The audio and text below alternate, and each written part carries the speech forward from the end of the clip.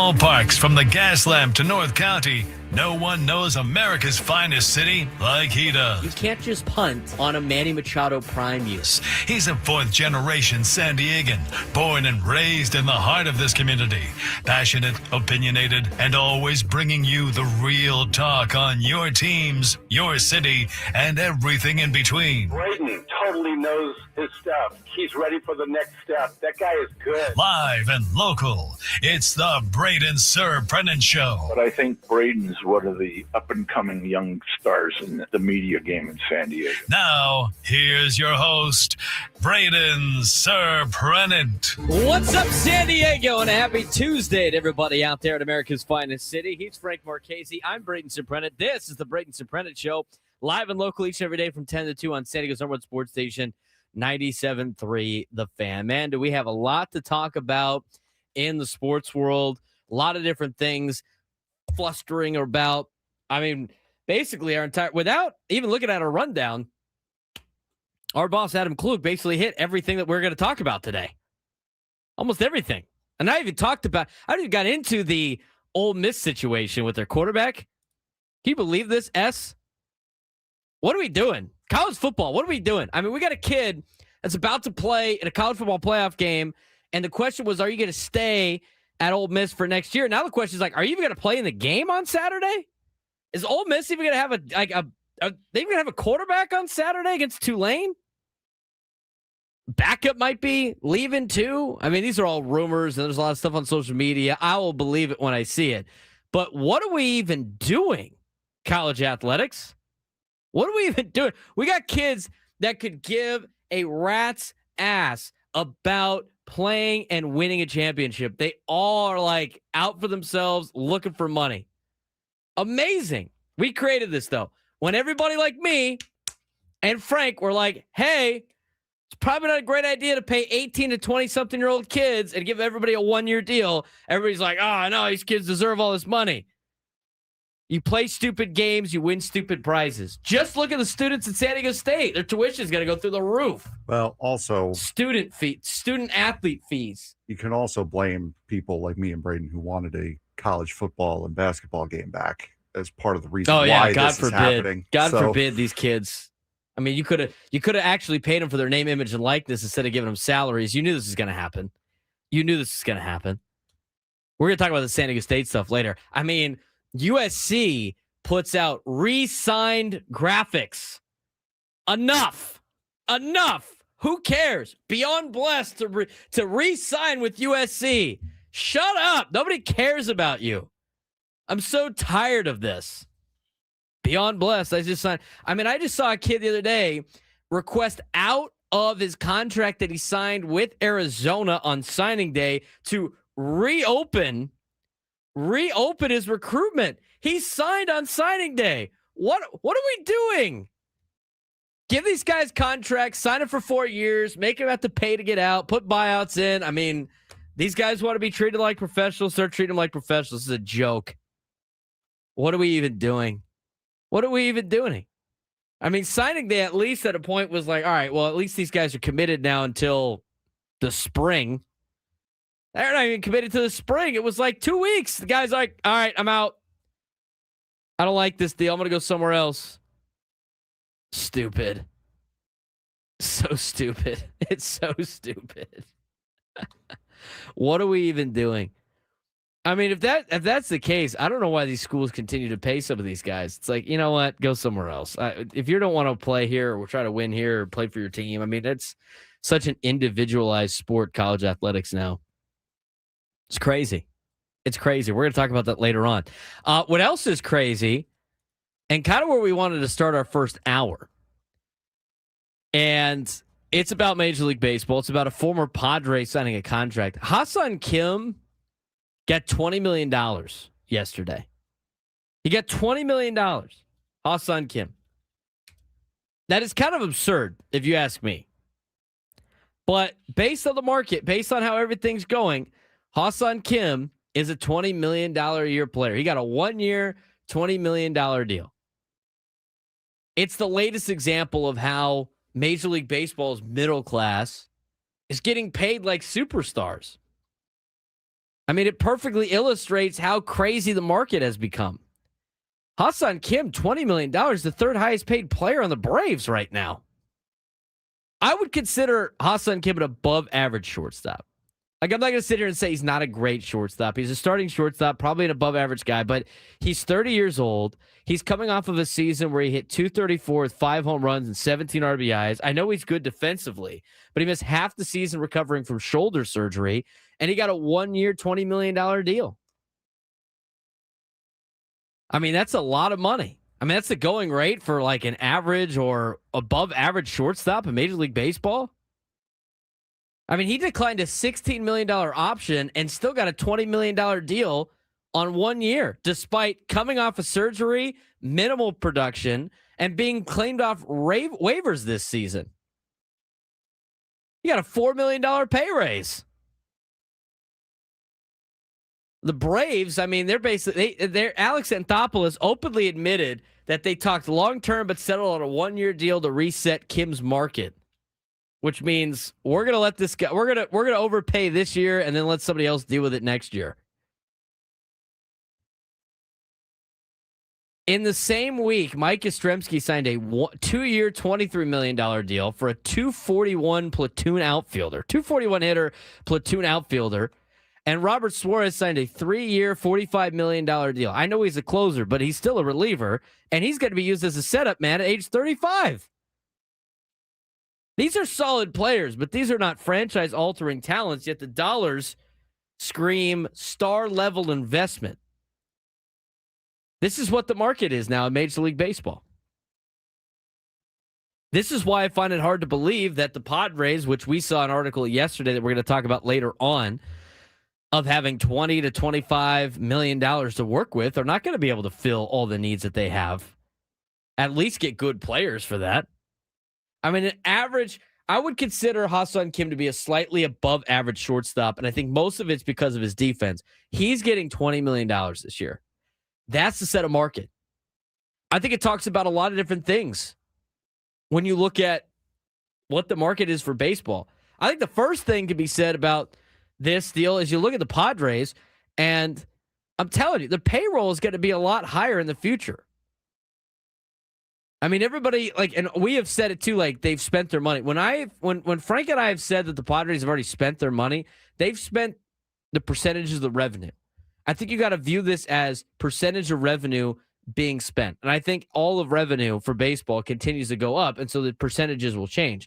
But this salary cap with the luxury tax, or the luxury tax in general, that needs, even if you don't add a salary cap or a salary floor, the luxury tax is not matching what teams are spending. It's way too low for luxury tax payments. It's way too low.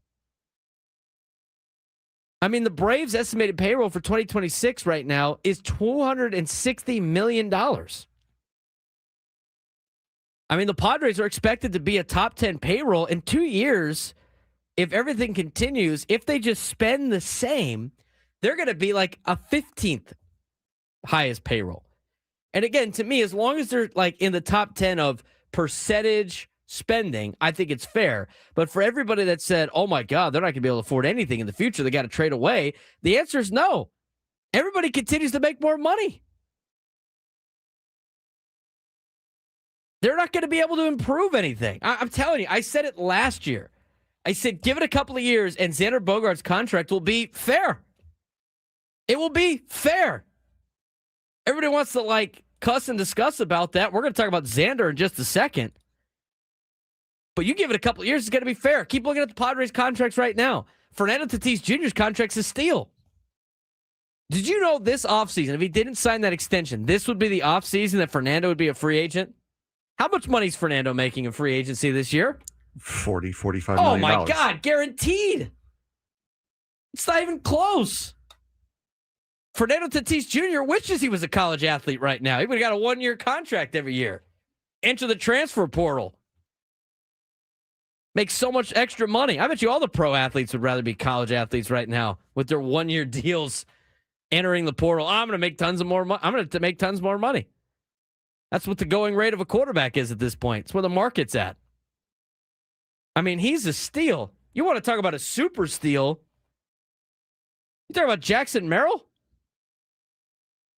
I think I don't know how many years Jackson Merrill had left. I think, probably 4 or 5. I think he only Before he played signed. 1 year. He only played so one he's- season. Yeah, so he would have the 2 renewable years and then the 3 ARB You years. get 6 years, right? Yeah. So like You get 3 he would have. renewable and He's 4 3 years ARB. away from free agency if he didn't sign the extension.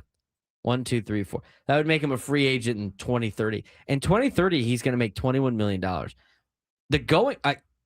For him in 2030, in 4 years, he would be 26 years old.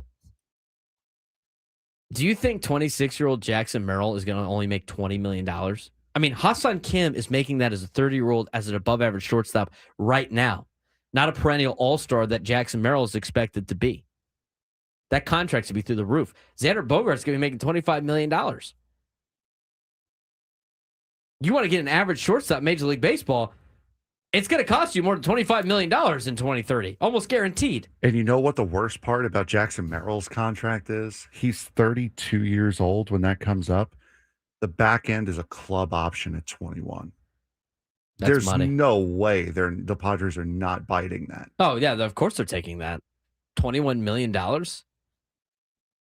For Right. as much as the Padres have gotten S for some of the contracts they've handed out, That's I'm telling you right now with the going rate. That's a Ronald Acuna contract. Yeah, these are great.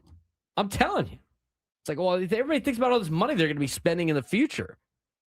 All these estimated luxury tax payrolls, right? They already got $192 million on the books for next year, for 2027, sorry. 162 in 2028. I mean, if you go down to 2032, it's already $121 million. I'm telling you, that's going to be the going rate of business. How does this Ha-Seong Kim contract look at Xander Bogaerts' contract? We're going to take a look at that right now. But first, we're going to take a break. For everybody that was all upset about the Xander Bogaerts contract, and again, it's the years, right? Like, what is it going to look like when he's 30-something years old? He's getting paid $25 million. I'm telling you, these next couple of years, this contract's going to look relatively affordable. I'll explain what I mean when we come back on the Braden Surprenant Show. San Diego Sports Station 97 through the Fan.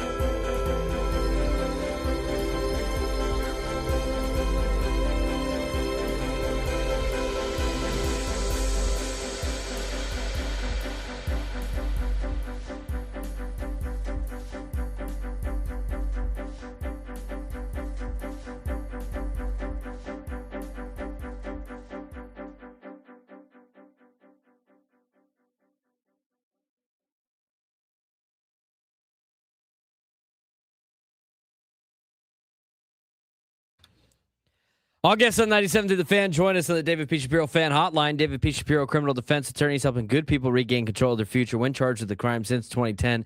Visit davidpshapirolaw.com. He's Frank Marchese. I'm Braden Surprenant. This is the Braden Surprenant Show. Setting is our one sports station, 97 through the Fan. We're on from 10 to 2 each and every day. This will be the last week before the end of the year. Last week for us, last week for Gwen and Chris, last week for the morning show, Ben and Woods. We're all taking a little bit of a Christmas holiday. Now, with Ha-Seong Kim signing at $20 million, we take a look at, he signed a 1-year, $20 million deal. That's what the market value is for an above average shortstop in Major League Baseball. And the thing is, as some people have mentioned in the chat, Bo Bichette has got to be stoked right now, Frank, about Ha-Seong Kim signing a 1-year, $20 million deal. No kidding. His price just went up to about $50 million a year. Good on him. If you look at last year's highest paid shortstops in 2025, can you name me the highest paid shortstop per season last year? Who got paid the most? I'd say probably Lindor. Lindor, $34 million. Who was next on the list? Swanson? Correa, Okay, $33 million. Yeah, Correa. Seager, $32 million. Mookie Betts is on there because he was a shortstop last year, $30 million. Trey Turner, $27 million. Bobby Witt Jr., $26 million. Willie Adames, $26 million. Xander Bogaerts, $25 million. Dansby Swanson, $25.3 million. Trevor Story, $23.3 million. Ha-Seong Kim's going to be at $20 million. He's going to be a top 15 paid shortstop. You get Bo Bichette in there, and all of a sudden that's going to bump everybody else down again. And what I'm saying is, and we're the show that defends Xander Bogaerts probably the most. Mm-hmm. He has 8 years, $200 million remaining, about $25 million a year. He's a multi-time All-Star, World Series champion, Silver Slugger, career 290 hitter. In 2023, everybody said how much of a reckless deal this was. In 2026, you look at the economics of Major League Baseball. You got a controlled AAV, a known commodity, and a star paid like a star. And to be honest with you, in about 2 or 3 years, he's going to be like an average shortstop in terms of payroll. Average. I mean, if you want a guy like Willie Adames, who got $26 million, you're going to have to pay him like $28 million on the open market. Start looking at some of the shortstop contracts out there. Start looking at some of the AAV or what, I love the graph of Major League Baseball's leaderboard on value on Fangraphs. Mm. They have a dollar figure based on the WAR that the guy contributes. Like Bobby Witt Jr. is getting he should be getting $64 million a year, whereas 8 WAR. Jesus. I mean, they basically value everything on WAR. Like a 1 WAR in Major League Baseball right now should be $8 million for a 1 WAR player, according to Fangraphs, based on the market. I mean, you start looking at where everybody's at here. Like Xander Bogaerts had a 3.2 WAR season last year on Fangraphs. Mm-hmm.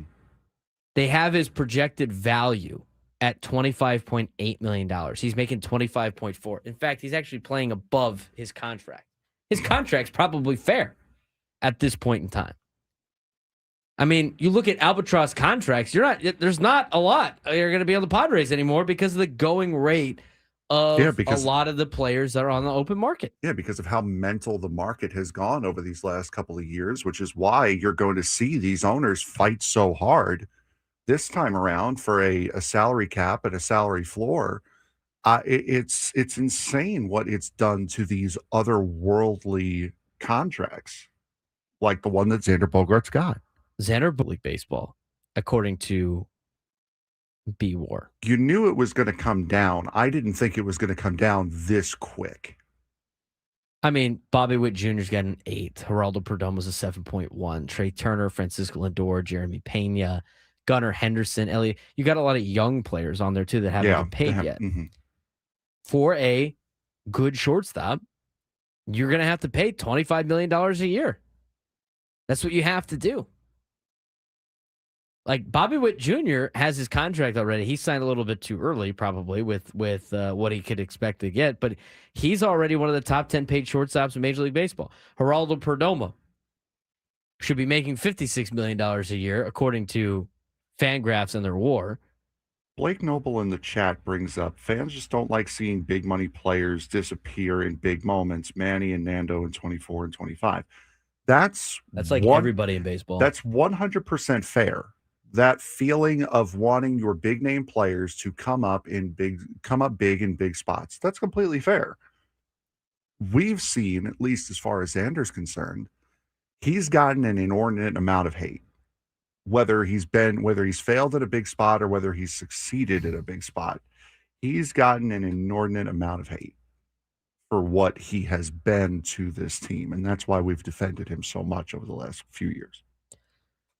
Here's your best short, but like, here's the deal. Like Jeremy Pena, does he have a contract yet? An extension? I can't remember off the top of my head. I don't think he has. Let me see here. I know you don't like Spotrac, but I find it easier to navigate. Except for the fact that Spotrac has Xander Bogaerts as a second baseman and Fernando as a shortstop. I'm saying, dude, I just find it that easier. Eliminates. I just find it easier to navigate. Jeremy Pena is 28 years old. He's still in arbitration. He hasn't even signed yet. He's going to be a top paid player. Gunnar Henderson hasn't signed yet. He's going to be a top paid shortstop. Ellie De La Cruz hasn't signed yet. He's going to be a top paid shortstop. Bo Bichette hasn't signed yet. He's going to be a top paid shortstop. Mason Wynn hasn't signed yet. He's going to be a top paid shortstop. Jacob Wilson hasn't signed yet. He's going to be a top paid shortstop.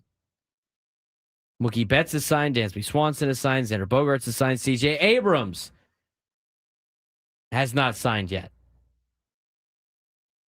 So I go through this list and I look at these shortstops.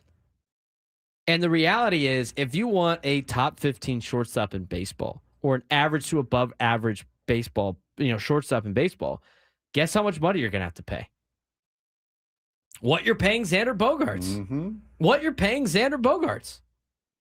Give it like 2 more years. I'm telling you, that contract's not going to be that bad. The time it's going to be the worst, which everybody knew, are his last 2 years on the deal where he's getting $25 million. He's 39 and 40 years old, or 40 and 41, whatever it is.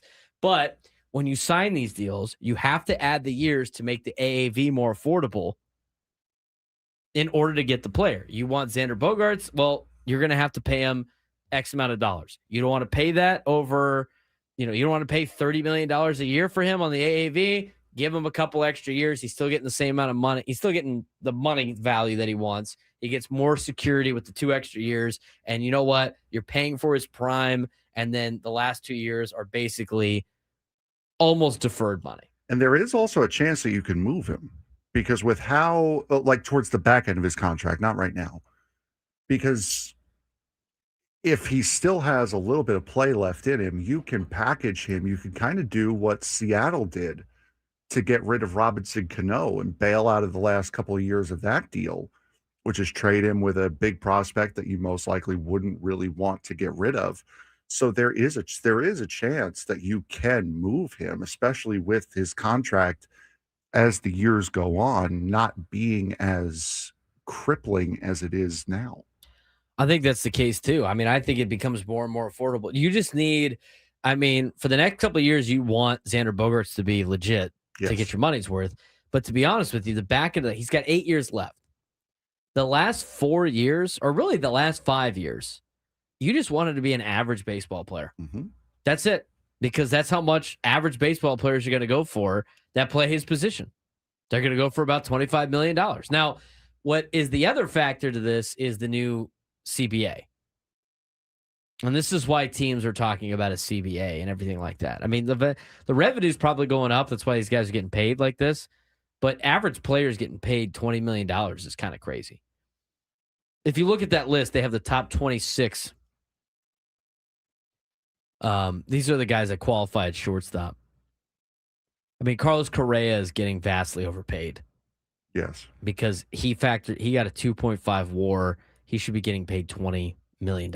I like this value thing because it gives you like who's getting underpaid, who's getting overpaid.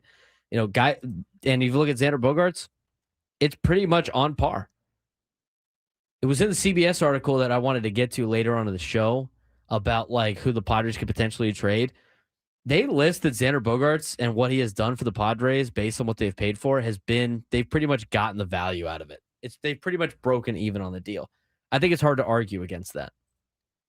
We just see the money. My entire argument with this is you look at $25 million, you think that's, oh my God, it's a ton of money. He's being paid like a star. $25 million a year is not getting paid like a star anymore. That's kind of like that's an above average contract. And you know what he is? An above average player. Now, these contracts are actually maturing better than you would think, Frank. Yeah, that's what I said before. You knew that Xander's contract was going to come back down to reality and not look as crazy. I just didn't think it was going to happen this quick. Let's talk about the Padres in general with their contracts. We got to take a quick break, but has the narrative on Padres contracts been completely backward? I'll explain what I think when we come back on the Braden Surprenant Show. Settings on Sports Station 97.3 The Fan.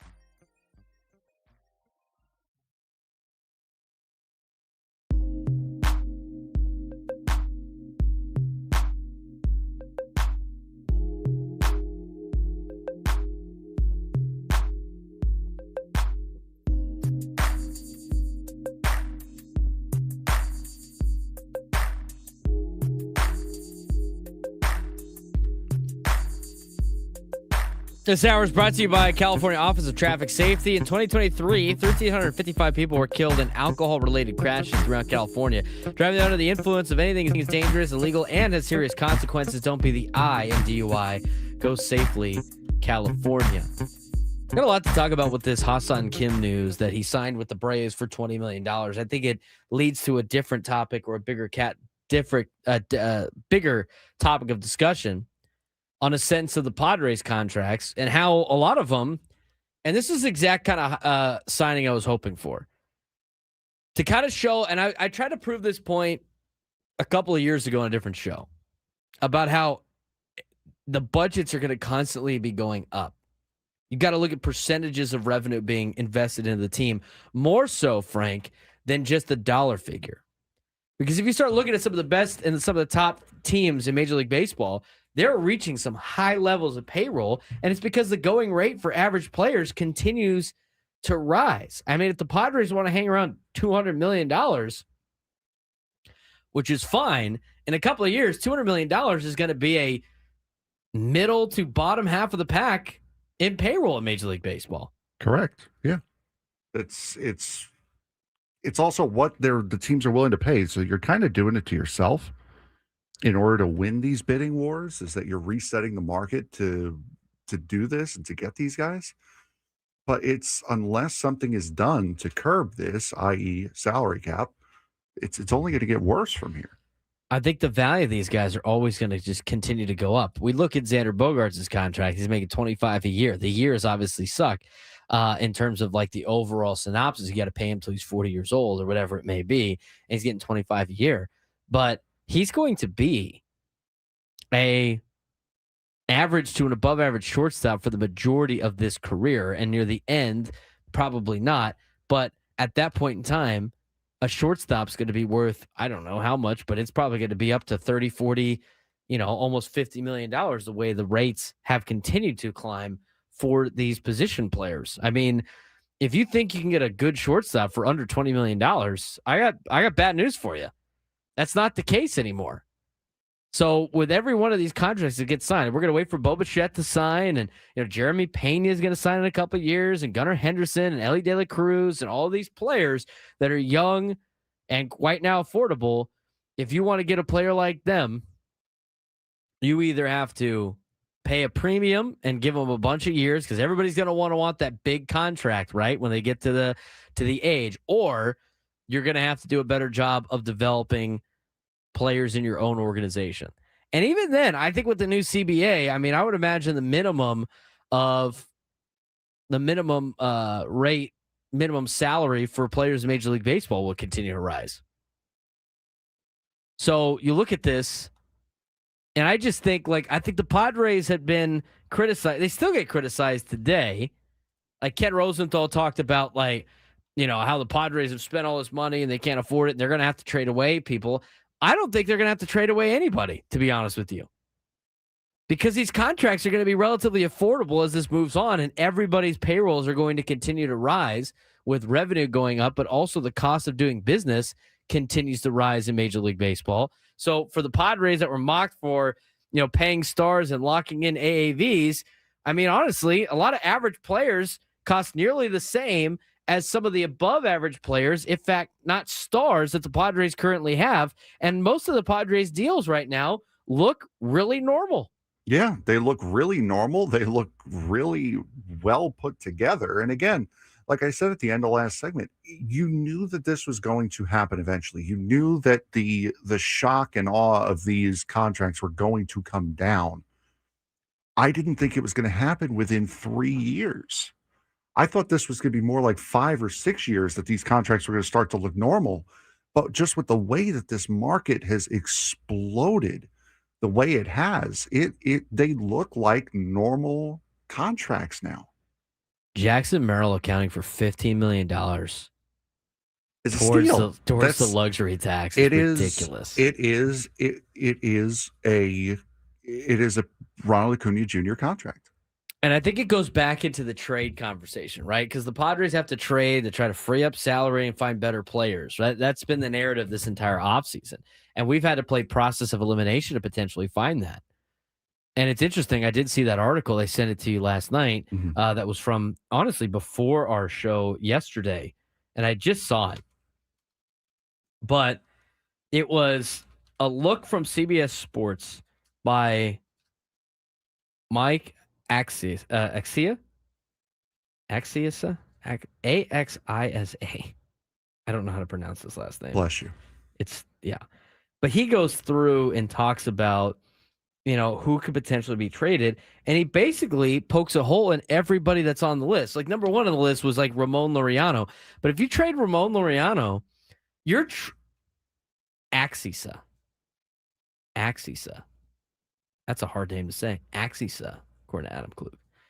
If you trade a guy like Ramon Laureano, he's better than the $6.5 million that you have to pay him. You're not going to get a replacement for that kind of money unless you find some cheap, young, controllable outfielder in the process. That doesn't even save you money.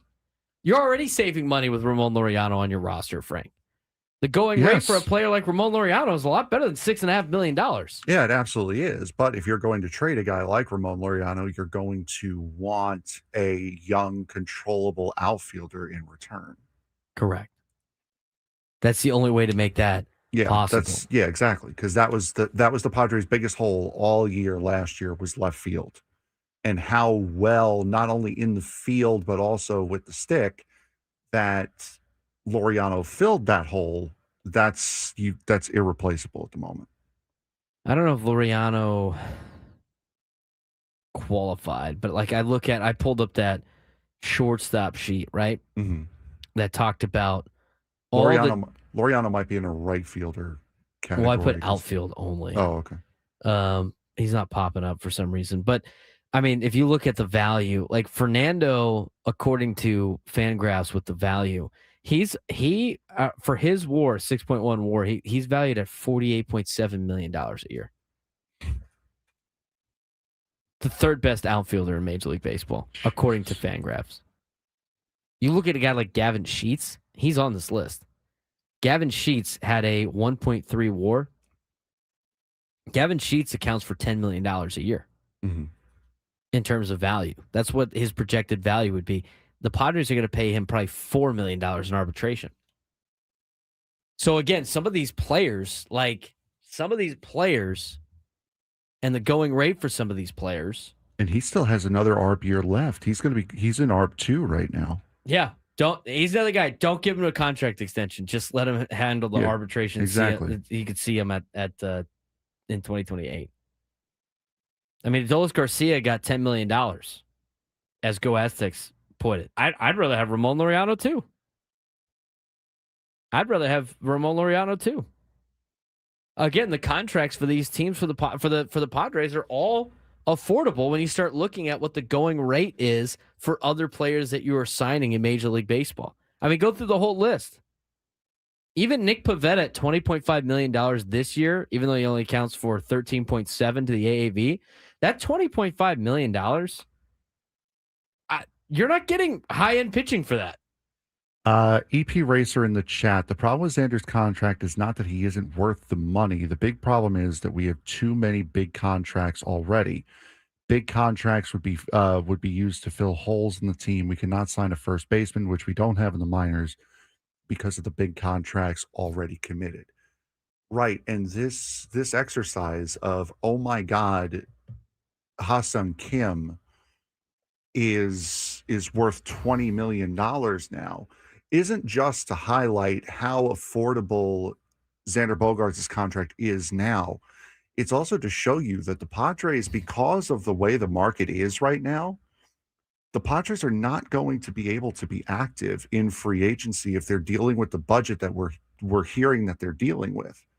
They're going to have to find it through trade, which means all of these guys that we've been hearing possibly getting traded, Jake Cronenworth, Mason Miller, and Nick Pivetta, those are all real options that the Padres have to explore because they're getting priced out of the free agent market. Well, to go back to his comment, the Padres did do that. They just did it years ago. You're not going to be able to get these guys on anything besides a long-term deal, Frank. Correct. So, let's just say they didn't sign those players. And now's the time that they sign the players. They're just eventually you're going to have to run into this problem if you're a team that is a small market team. So, like, if the Padres didn't sign Xander and they had the $25 million and they could sign a Pete Alonso, they're going to have to sign him for how many years? Yeah, they're going to sign him Right? for a long time. They're going to yeah. sign him for a long time. And then first base is taken care of. And then who's your shortstop? Now you got to go. You don't understand what I'm saying? The Padres did use the big contracts to fill holes when they needed those holes when they had those holes at that time. Now they have other holes to the roster, and they've already spent the money on the other spots. Yeah. They valued third base, shortstop, and the two outfield spots of center and right field as the places that they want to spend the most money on. And then they backfill with other lesser players, if you will, on better contracts for the other positions. And to be honest with you, if you're talking about positions and position players, those are the positions that are kind of getting the most money on the open market, Frank.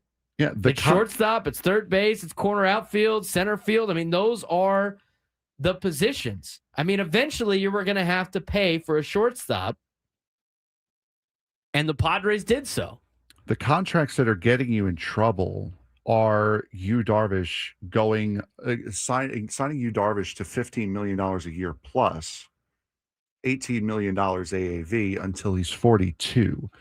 The extensions of Darvish. Buying out Jake Cronenworth, which was unnecessary because this would be his free agency year. Those are the contracts that get you in trouble. It was the overspending that they did as compared to the necessary spending that they did on guys like Manny and Fernando and Xander and Merrill. That's what got you in trouble. See, I agree with that. It's the extensions. Signing Manny to the extension got you in trouble. Losing out on the bluff by Manning. But, the Padres were in a position where they couldn't afford to let that guy go, right? Mm-hmm. If Manny opted out and signed with somebody else, that would have been catastrophically bad for the Padres. Catastrophically bad. If you look at, some other spots there, like Jake Cronenworth for sure was a guy that didn't need a contract extension. No, and like I said, he's in the same position right now as like a Freddie Fermin.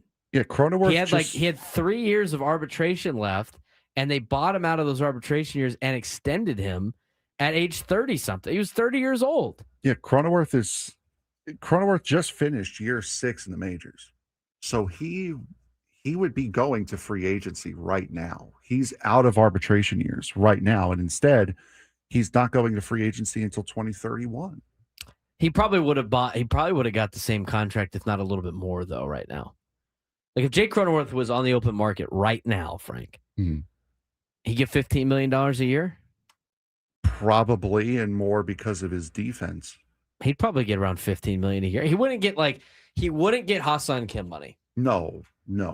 Because he's not an everyday shortstop. And also, I think Kim is a little bit better as an average hitter than Jake is. Jake had better numbers. Hitter. Jake had better numbers, but he has power numbers, and people care about power more than batting average. He would get He would get a little bit more with his pop. I mean, he has sneaky years all the time. He has years where like, oh, okay, I didn't realize.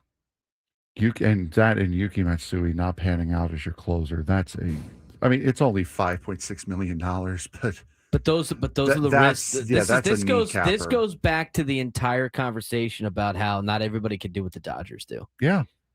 The Padres have to take chances on guys like Yuki Matsui, and then it hampers them, and that's only $5 million. The Dodgers can take chances on guys like Tanner Scott, and it doesn't work out, and they can go get Edwin Diaz. It's a massive difference. Who would get more in a contract right now, Ryan O'Hearn or Jake Cronenworth? Probably Jake, because he can do more stuff. Mm-hmm. Like Ryan O'Hearn's expected to get around $12 million. I mean, Jake Cronenworth's probably in the conversation of $15 million a year.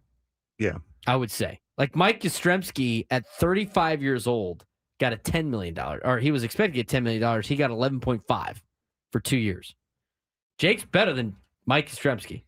You're paying him 11.4 AAV So his year 36, 37 season.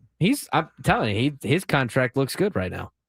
He's on a pretty fair contract. I mean, if you look at it, and that was kind of the big contract that was a albatross, it seemed like, because you missed out on arbitration years. But to be honest with you, you've now passed those arbitration years, and you essentially signed Jake to a 5-year extension. Yeah. At $12 million a year. That's kind of what he would get on the open market right now if you wanted to keep Jake Cronenworth.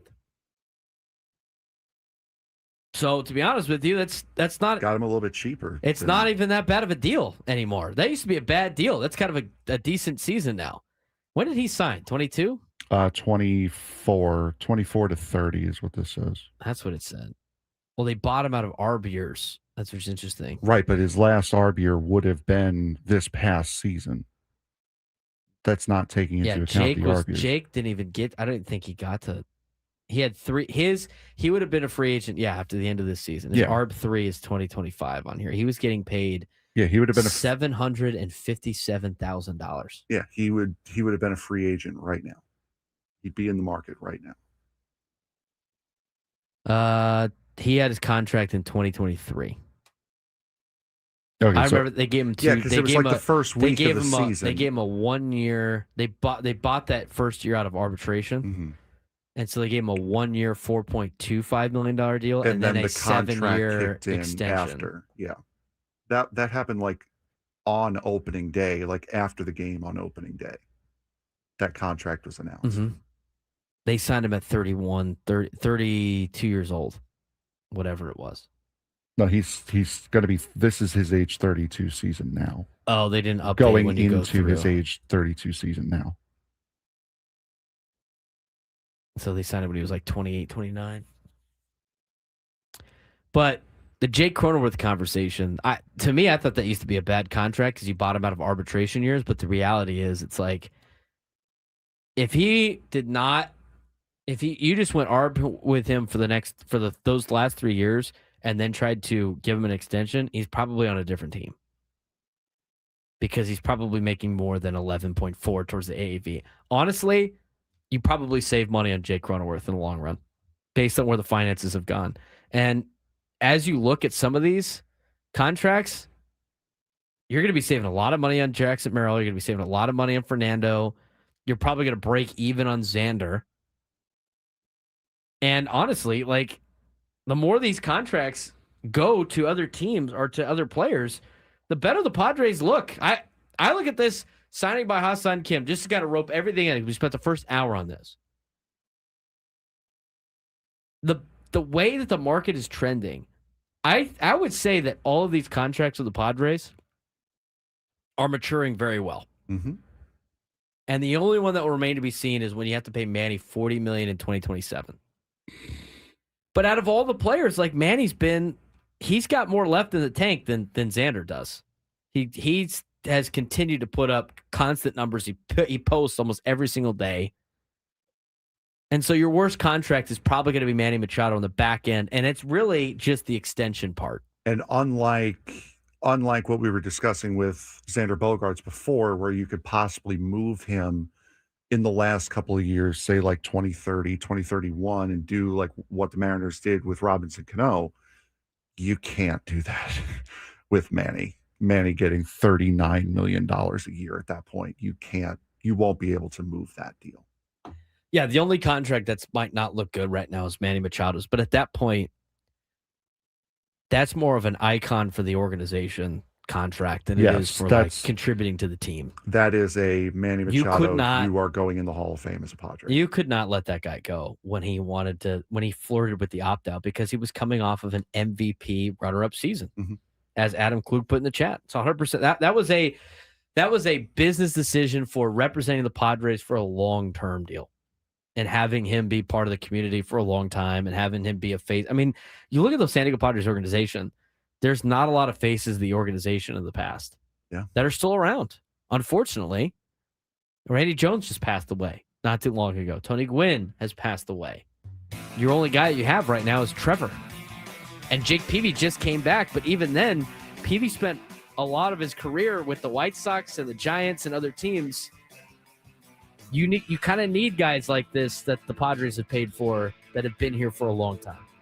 And if you're okay with Manny Machado's deal, you should be good with everybody's deal on the Padres because they look more and more affordable by the day. Speaking of deals, what are the rumors out there in Major League Baseball? Frank will tell us when we come back.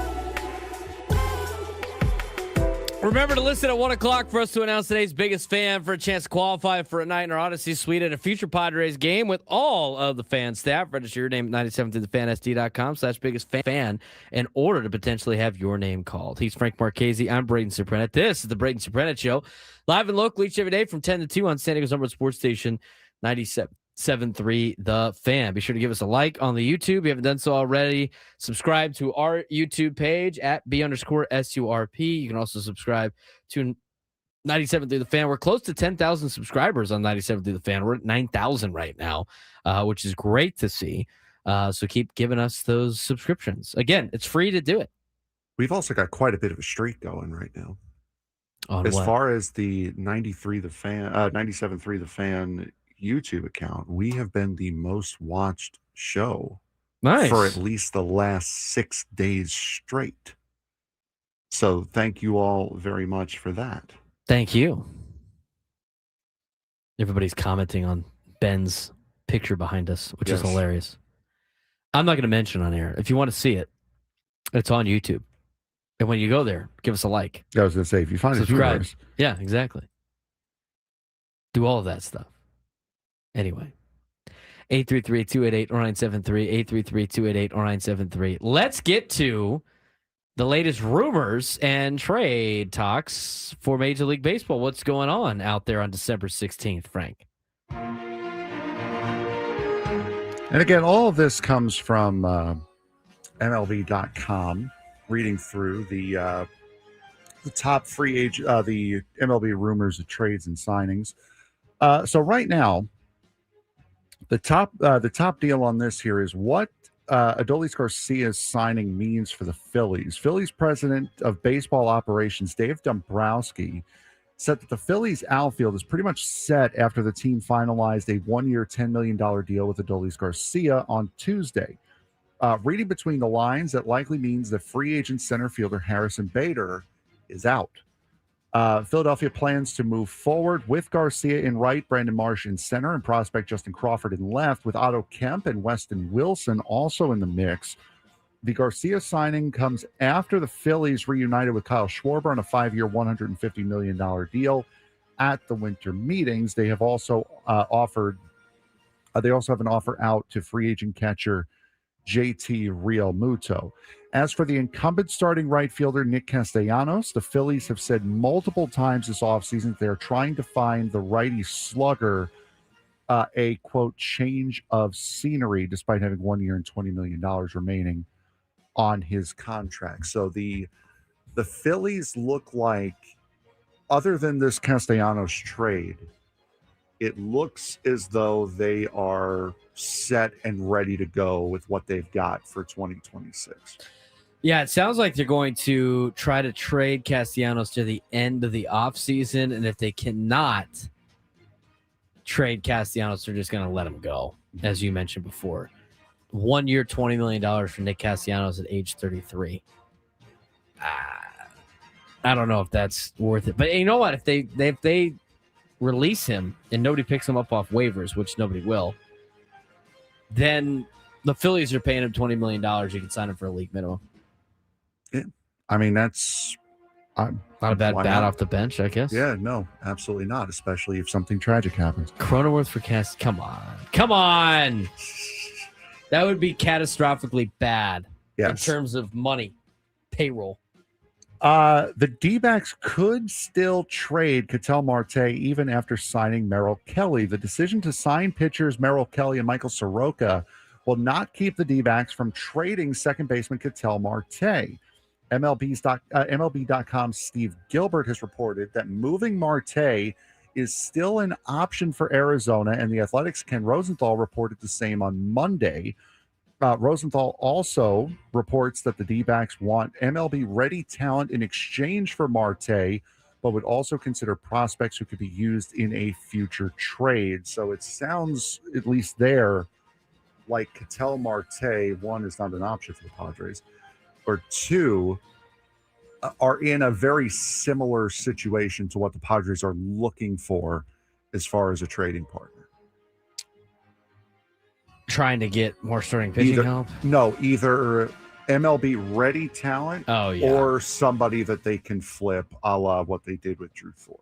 They're trying to dangle the carrot a little Yes. bit. But also, the problem is for the Diamondbacks is the reports that he was bad in the clubhouse. So people know, or organizations know, that they want to get rid of Ketel Marte. Mm-hmm. And when organizations know that you want to get rid of a player, either shedding payroll or trying to get him out of the clubhouse, they lowball you because they know you want to get rid of him more than They want to get him. they want to get him. It's the same thing with, the other potential contracts out there for the Padres to trade. Like that, they're going to get lowballed on any type of dangling the carrot of players that they want to just cut the payroll for. So that has to be a factor when they play the game. Everybody knows this is what they have scouts for. They understand who's available, who's not, why they're available, why they're not. And I think it's going to be hard for the Diamondbacks to trade Ketel Marte and get a huge haul back because people know that he was a problem the last couple of years in the clubhouse. People know there's a reason why the Diamondbacks want to get rid of this guy. And because of that, they're going to get lowballed in certain areas. So I don't think they're going to get the return that they expect to get for Ketel Marte. I bet he probably stays on the Diamondbacks unless somebody gets desperate for a middle infielder. I think he's probably going to start the year on Arizona, and if he's going to move, it'll probably be at the trade deadline when the tables flip on desperation. I agree with that. I can see that. The Kansas City Royals could still look to acquire another outfielder, namely Jarren Duran from the Red Sox, even after signing free agent Lane Thomas and trading with the Brewers for Isaac Collins, according to a report from Ken Rosenthal of The Athletic. Kansas City believes it would likely have to part ways with lefty Cole Reagans to acquire Duran. Rosenthal reports, though talks are said to be still preliminary. Reagans and Duran are both under team control for 3 more seasons. So that fills a Royals need, and that also fills a Red Sox need because they have been dying for starting pitching. It seems like a more of a fit than like the Padres trying to make the Duran trade happen, right? Yes. And with the Padres having Ramon Laureano now, like maybe they don't need a guy like Jarren Duran. They don't have to give up a ton for Jarren Duran, who's under control for the next 3 years, as Frank had mentioned. I think that's a good fit for both teams. I think it's a good trade partner, and usually it takes 2 to tango, right? So that could be something there. Speaking of, we didn't guess no move yesterday for the Mets and the Padres. Yeah, I know. They stopped right? talking then? Is that the I case? guess- Is that what the reports were saying? I guess so. We tried to get Will Salmons on the show today, but naturally very busy this time of year, so we couldn't make that happen. We're all busy this time of year. Yes, exactly. A popular name on this offseason's trade market has been Brendan Donovan, with the Cardinals infielder reportedly drawing a lot of interest. According to a report in The Athletic, the Giants and Mariners have emerged as frontrunners to acquire Donovan from St. Louis. With Jorge Polanco reaching a deal to join the Mets, Seattle has a vacancy at second base, which is Donovan's primary position. The Giants can use an upgrade at the Keystone position after getting a .616 OPS from their second baseman last season. Donovan was an all-star for the first time in his career in 2025. And for the season, he posted 287 with a 353 and a 422 slash line. He is a versatile player defensively, appearing at shortstop and in left field, in addition to second base. So it looks as though Donovan is going to be coming to the West Coast if he is traded. I think the St. Louis Cardinals should trade anybody that's going to be a free agent 2028 or sooner.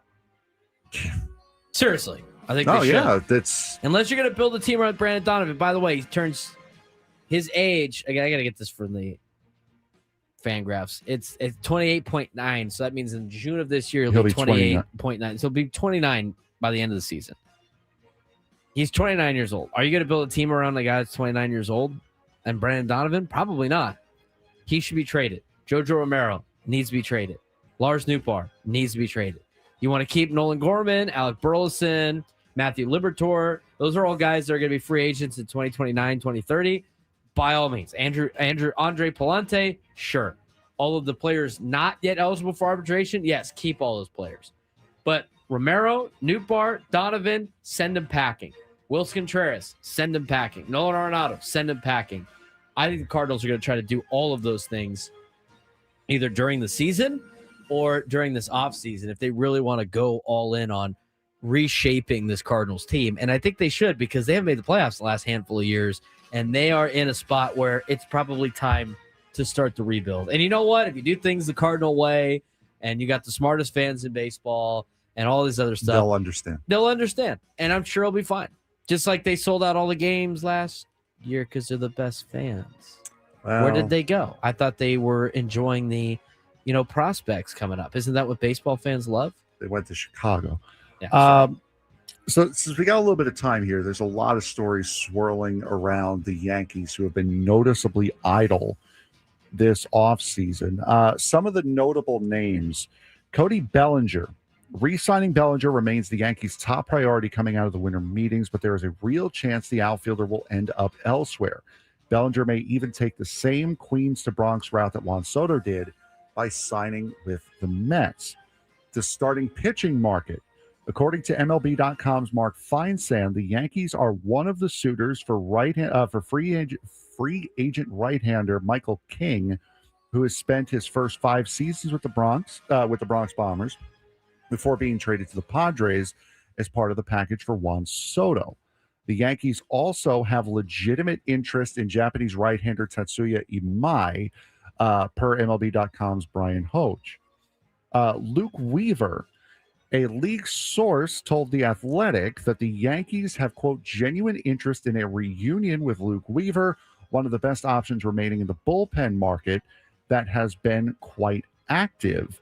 There are plenty of competition for his service, with about 10 teams checking in with him this offseason, as well as Jazz Chisholm, as initially reported by ESPN's Jeff Passan.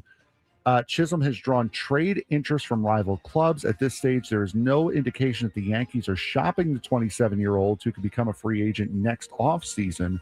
Rather, general manager Brian Cashman said the club is simply, quote, open-minded towards proposals as it looks for ways to bolster the pitching staff. So the Yankees, while they've done next to nothing this offseason, they've got a lot of different things going on that they are apparently too poor to be able to activate on. Is that what the point of that long diatribe was for you to drop in that the Yankees are poor? No, I take my jabs when I can. Okay. But that was just an update on what's going on with the Yankees and nothing more. That was it. Just an update on the Yankees. Oh, seriously. All right. Fair enough.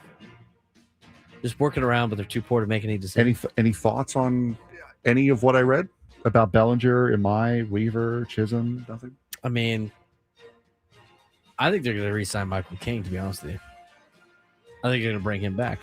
Didn't King say that he grew up a Red Sox fan? I thought he grew up with the Yankees organization, but I don't. No, a Red Sox fan. I understand what you said.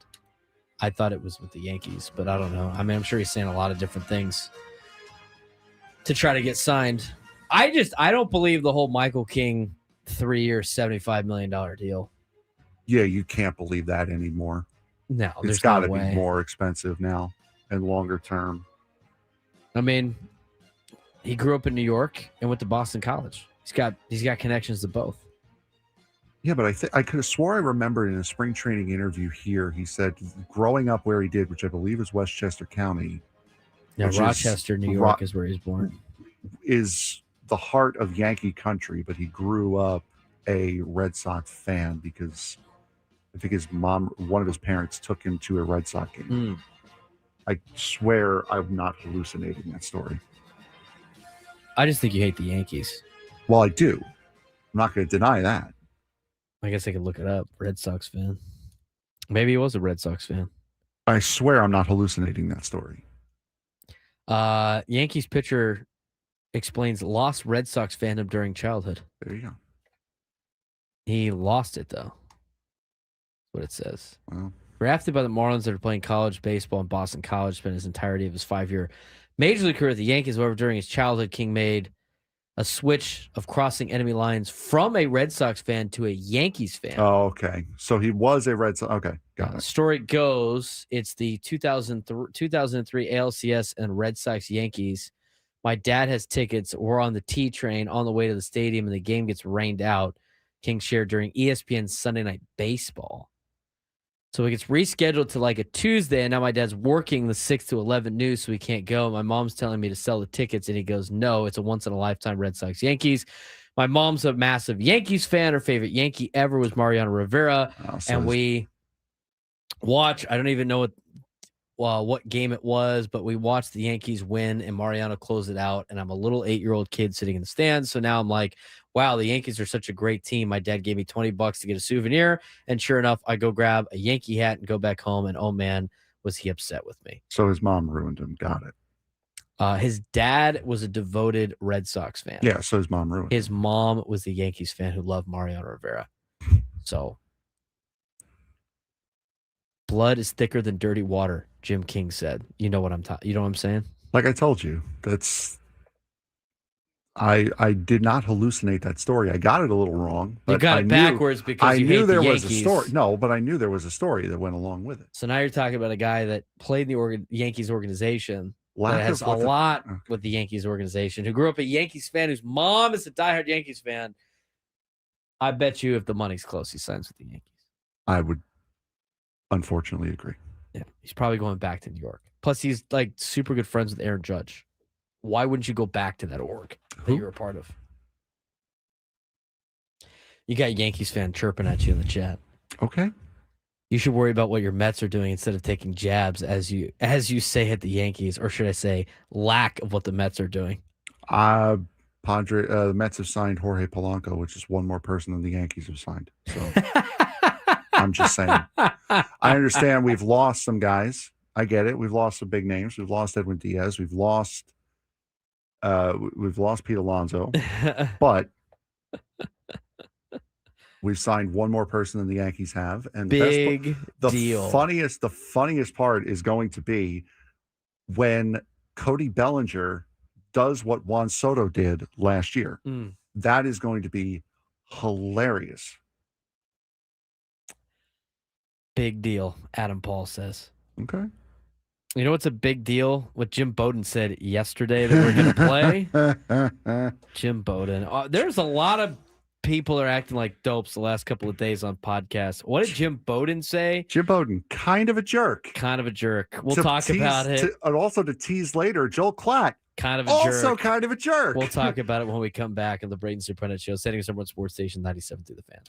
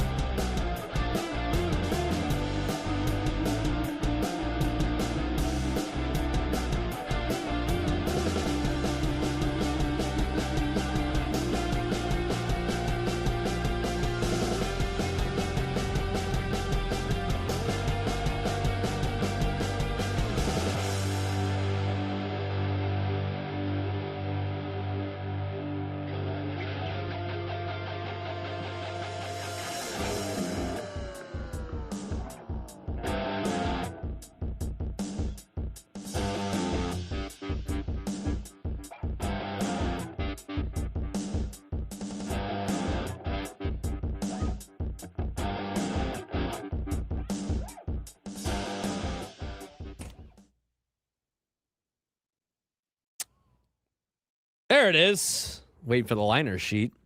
This hour 97 through the fans brought to you by Mission Fed. From first accounts to big life moments, Mission Fed can help. Savings shouldn't be stressful. Mission Fed makes it easier with great rates on savings, certificates, and ultra money market accounts. Grow your money the smart way. Check the latest rates and open an account at missionfed.com. Membership and account criteria apply. Padres Tom in the chat. The show spends way too much time talking about the Mets. Let's trade Frank to a Mets show in New York. First of all, I did not bring up the Mets today. That was the chat that brought the Mets up today. And number two, we talked about the Mets a lot yesterday because the Padres were linked to trades with the Mets. So there was a reason to talk about said Mets. It's a 4-hour You show. If we mention the Mets, it's not that big of a deal. I always find it like people... you might tune in on the wrong times. We spent the entire first hour talking about the Padres. And then we had a discussion about what's going on in Major League Baseball. And then one of our fans had to poke the bear with Frank because he was talking on the Yankees.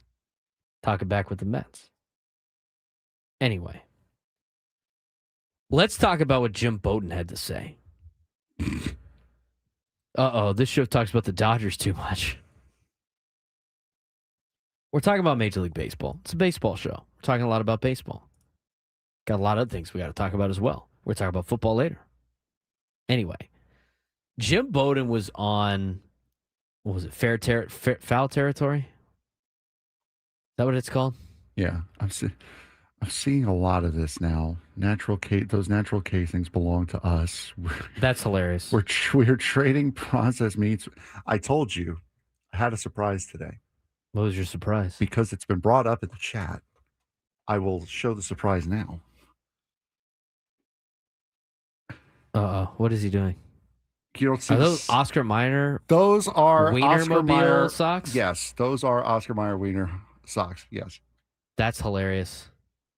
My mom bought them yesterday for her because she loves socks. Like she loves crazy, stupid socks. People love crazy socks. She bought these. I said, I'm stealing them for tomorrow for the bit. You can have them back afterwards, but I'm stealing them for the bit tomorrow. So I am wearing Oscar Mayer Wiener Mobile socks, and I purposely hid them from you to get a genuine reaction. Eric Kratz on foul territory. I'm looking to find the clip so I can set up the Jim Bowden conversation. And as I go through, Eric Kratz was talking on foul territory about Ha-Seong Kim's 1-year, $20 million deal. He's like, I love this for players because now you really just have to hit average if you're an elite defender. $20 million. Yeah, no kidding, huh? $20 million to be average at your job. To be average at your job, $20 million. What an industry. What an industry. It's crazy. All right, so Jim Bowden was on foul territory yesterday, and I was trying to, and he's talking with, oh man, what was that Brzezinski? Is that yes, AJ Brzezinski? Yes, it's AJ Brzezinski. And he's talking about the competitive balance tax and how the Dodgers competitive balance tax is more than 16 teams' major league payrolls. And then he went on to say some other dumb things. But here's Jim Bowden on foul territory talking with AJ Brzezinski about spending money and payroll and the big market. It's a 2-minute, 30-second clip. The first half of it is mostly Brzezinski. So we're listening for the end here. How much did you say they spent more money on the luxury tax than some teams' payroll? Or 16 teams' payroll. Their CBT tax this year is more money than 16 teams' major league payrolls. Yes. Okay. Do you think the owners care? Because you know what they have, Jim? They have back-to-back World Series championship rings, and they have the money. So I always say that if you win a World Series, and God forbid you win 2 in a row, all that money goes out the window because you're making so much money off Shohei, so much money off Yamamoto, so much money off Mookie Betts, so much money off Freddie Freeman that they don't care. That's the thing that I don't know that owners understand is that if you actually win and you actually win a World Series, it makes it all worth it. I don't care what you have to spend. Now, it's easier said than done to win that World Series, but that money, I know that's an amazing stat we just threw out there. Dodgers fans, Dodgers owners, nobody associated with the Dodgers gives 2 craps about how much money they spent because they have 2 rings. Yeah, well, they have the revenue to do it, though, too. They're making money. They're printing it. They've got No, their they're own not. They're TV. not as making. Jim, didn't you hear Hal Steinbrenner the other day? They're not making as much as you think they're making. The Okay, Dodgers it's aren't, all. the Yankees aren't, the Mets aren't, but the Dodgers are. They Oh, they yeah. absolutely are printing way more money than anybody else. The New York teams aren't even in the same ballpark, and they're being run by guys that really know what they're doing, and they care about humans and character and makeup, and they only bring in good people. That's what they do, and talent. And yes, they'll That's why they spend brought to in the Trevor highest Bauer, paid right? players, but when they spend, they don't spend more than what the market is for these guys. Even the manager, Dave Roberts, yes, he's being paid a little more than Craig Counsell, not much more, enough to make him the highest paid, which he should be on his way to the Hall of Fame. But, I say this because I know Pirate fans, for example, they'll get upset and go, well, it's not fair. I mean, the bottom 15 markets have not won a World Series in a decade. Yeah, I get it. But I tell people as fans, you don't have to be a Pirate fan. You can retire as a Pirate fan or trade yourself to the Dodgers. If you want to see your team win, right now, the Dodgers have got the best chance to win a World Series again this year. So if you want to win, you as a fan, you can go to any team you want. You don't have to root for the team that's your home city. And you can see the Dodgers come play in your home city. They'll come into Pittsburgh and beat you. So, look, if it bothers you that much, just become a Dodger fan. It's fine. That is the dumbest thing I've ever heard. That is the dumbest thing I've ever heard. That is the dumbest thing I've ever heard until we listen to Joel Klatt, which will be equally the dumbest thing I've ever heard. Do I need to go back to the rules of being a fan? Do I got to bring up my rules of being a fan? Yes. Jim Bowden basically said, just be a bandwagoner. It's so easy. It's so easy to just be a fan of whoever wins. Frank, why don't we do that? We should just do that. Good idea. We'll be Dodger fans now. We'll wait for Eagles fans currently, but until the new Super Bowl champion happens, we'll just root for that team after they win the Super Bowl. And, we'll just be big time Georgia Bulldog fans or whoever wins the college football playoff, the national championship. And we'll do the same thing for all the sports. We'll just do that. I hope. Jim Bowden literally just said, in a serious way, oh, you don't have to root for the Pirates. Just root for the team that's the best. It's easy. You guys could just flip. I'm sorry, what? I'm not going to lie. He's actually not that wrong because I do not live in Alabama and I am a ride or die fan for the Rocket City Trash Pandas. So he's not entirely wrong. As you can see. Dumbest thing I've ever heard. Just become a Dodger fan. It's so easy. You don't have to root for the team in your city. You don't have to root for whatever. Are you kidding me? That is the dumbest thing I've ever heard. Talk about a guy that is so out of touch and does not care about fans, at all. It's city pride. Why don't we one. all in Major League Baseball, why don't we all just root for the Dodgers? Why would anybody root for any other team? It's city pride, number one. And number two, it's also ease of access.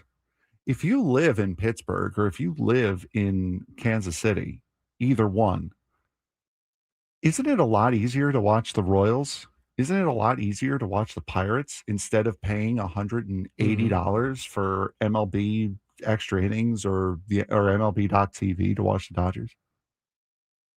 If you don't like them, or if you can't beat them, join them. That's so great. Yeah. Rooting for the Dodgers, the Chiefs, the Celtics. I mean, all the Chiefs fans. Well, you're out of the playoffs now. You might as well just, pick the Broncos. Just root for the time. I just never lose. I'm a fan of all winners. Oh, exactly. It's not easy watching losing teams, but you know what it does? It builds character. It builds loyalty.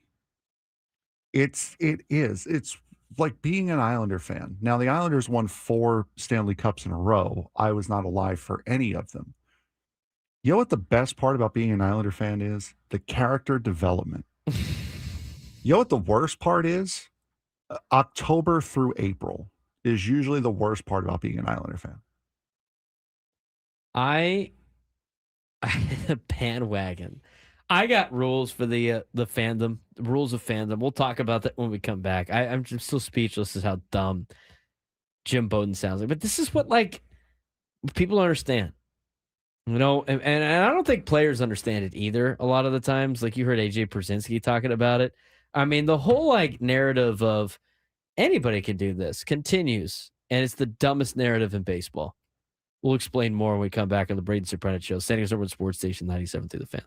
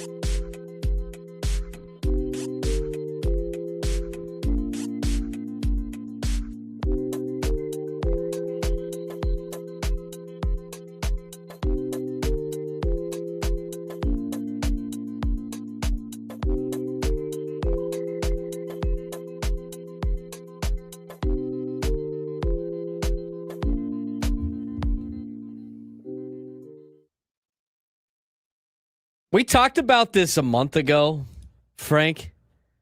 Win sock of the week, win sock of the month. We have a lot of candidates for win sock of the month. Just today. Just today. I think we should have people vote on win sock of the day today.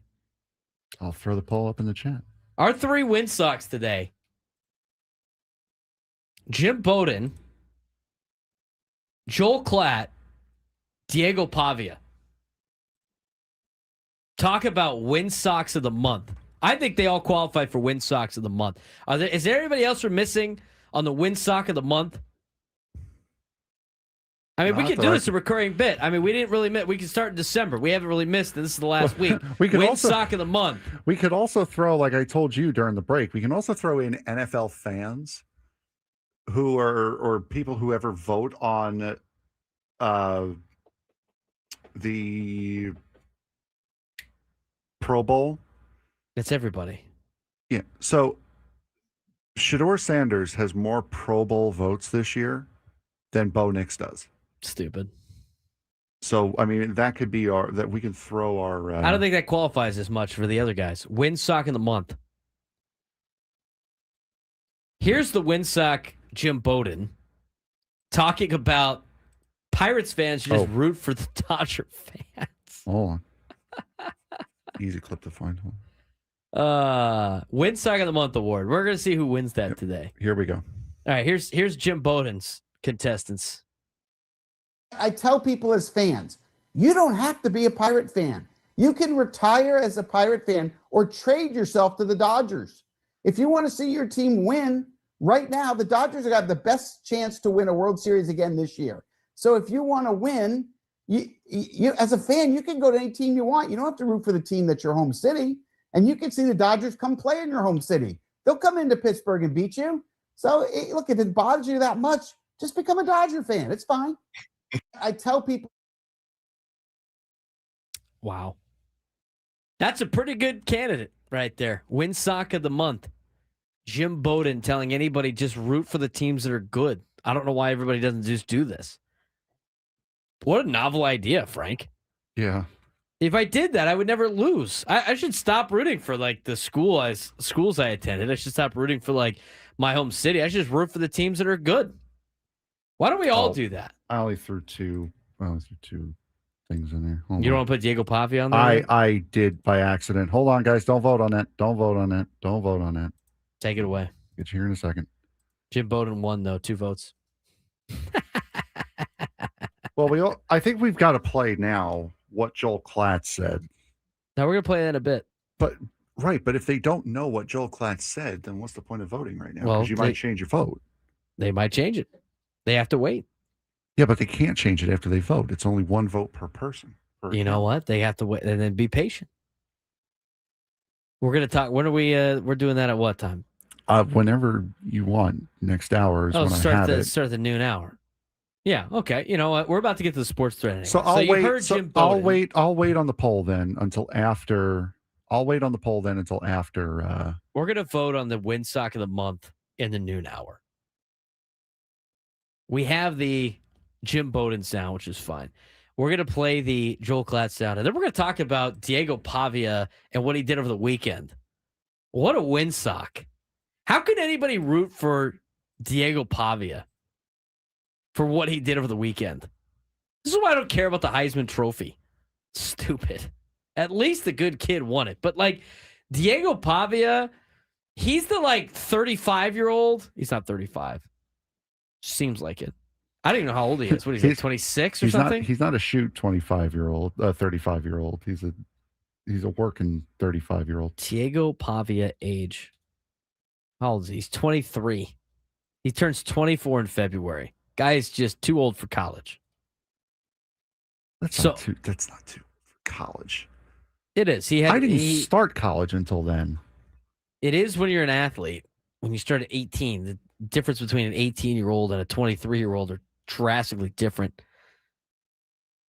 Diego Pavia, we're talking about the guy that played at junior college and then argued for another year of eligibility because junior college doesn't count. You have to play at Vanderbilt. I saw the best tweet. This is how bad he is.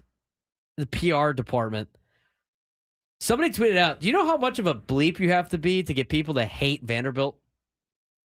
Do you know how much of a bleep you have to be to get people to hate Vanderbilt football? Think about that for a second.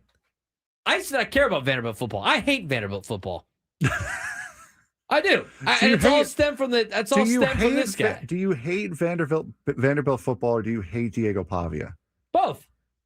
Why This do is you arrogance to Vanderbilt football now, thinking they've done something. Because Diego Pavia taking knees as practice at Alabama, such a windsock. Such a windsock. That's not even the craziest thing he did.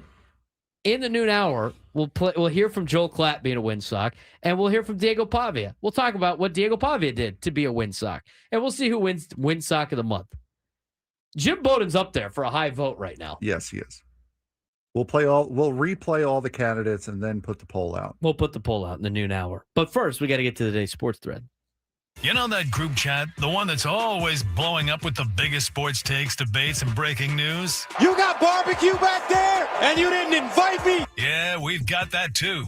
Welcome to the Sports Thread, where we break down the top 5 stories in sports, just like you would with your crew. Oh, no! Disaster! What a bad idea! No filters, no silence, just real talk. Brought to you by QC Kinetics. Stop sitting on the sidelines. QC Kinetics gets you back in the game without surgery. To learn how, visit QCkinetics.com.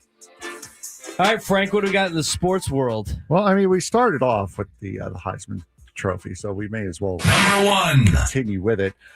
Fernando Mendoza has become the first Indiana Hoosier to win the Heisman Trophy. This coming from ESPN.com. Fernando Mendoza, the quarterback of the number 1 Indiana Hoosiers, won the Heisman Trophy on Saturday night, becoming the first Hoosier to win college football's most prestigious award since its inception in 1935. Mendoza claimed 2,362 points, including 643 first place votes. He beat Vanderbilt's quarterback Diego Pavia by almost 1,000 points. Notre Dame running back Jeremiah Love and Ohio State's quarterback Julian Sayin. Carlsbad. Yes.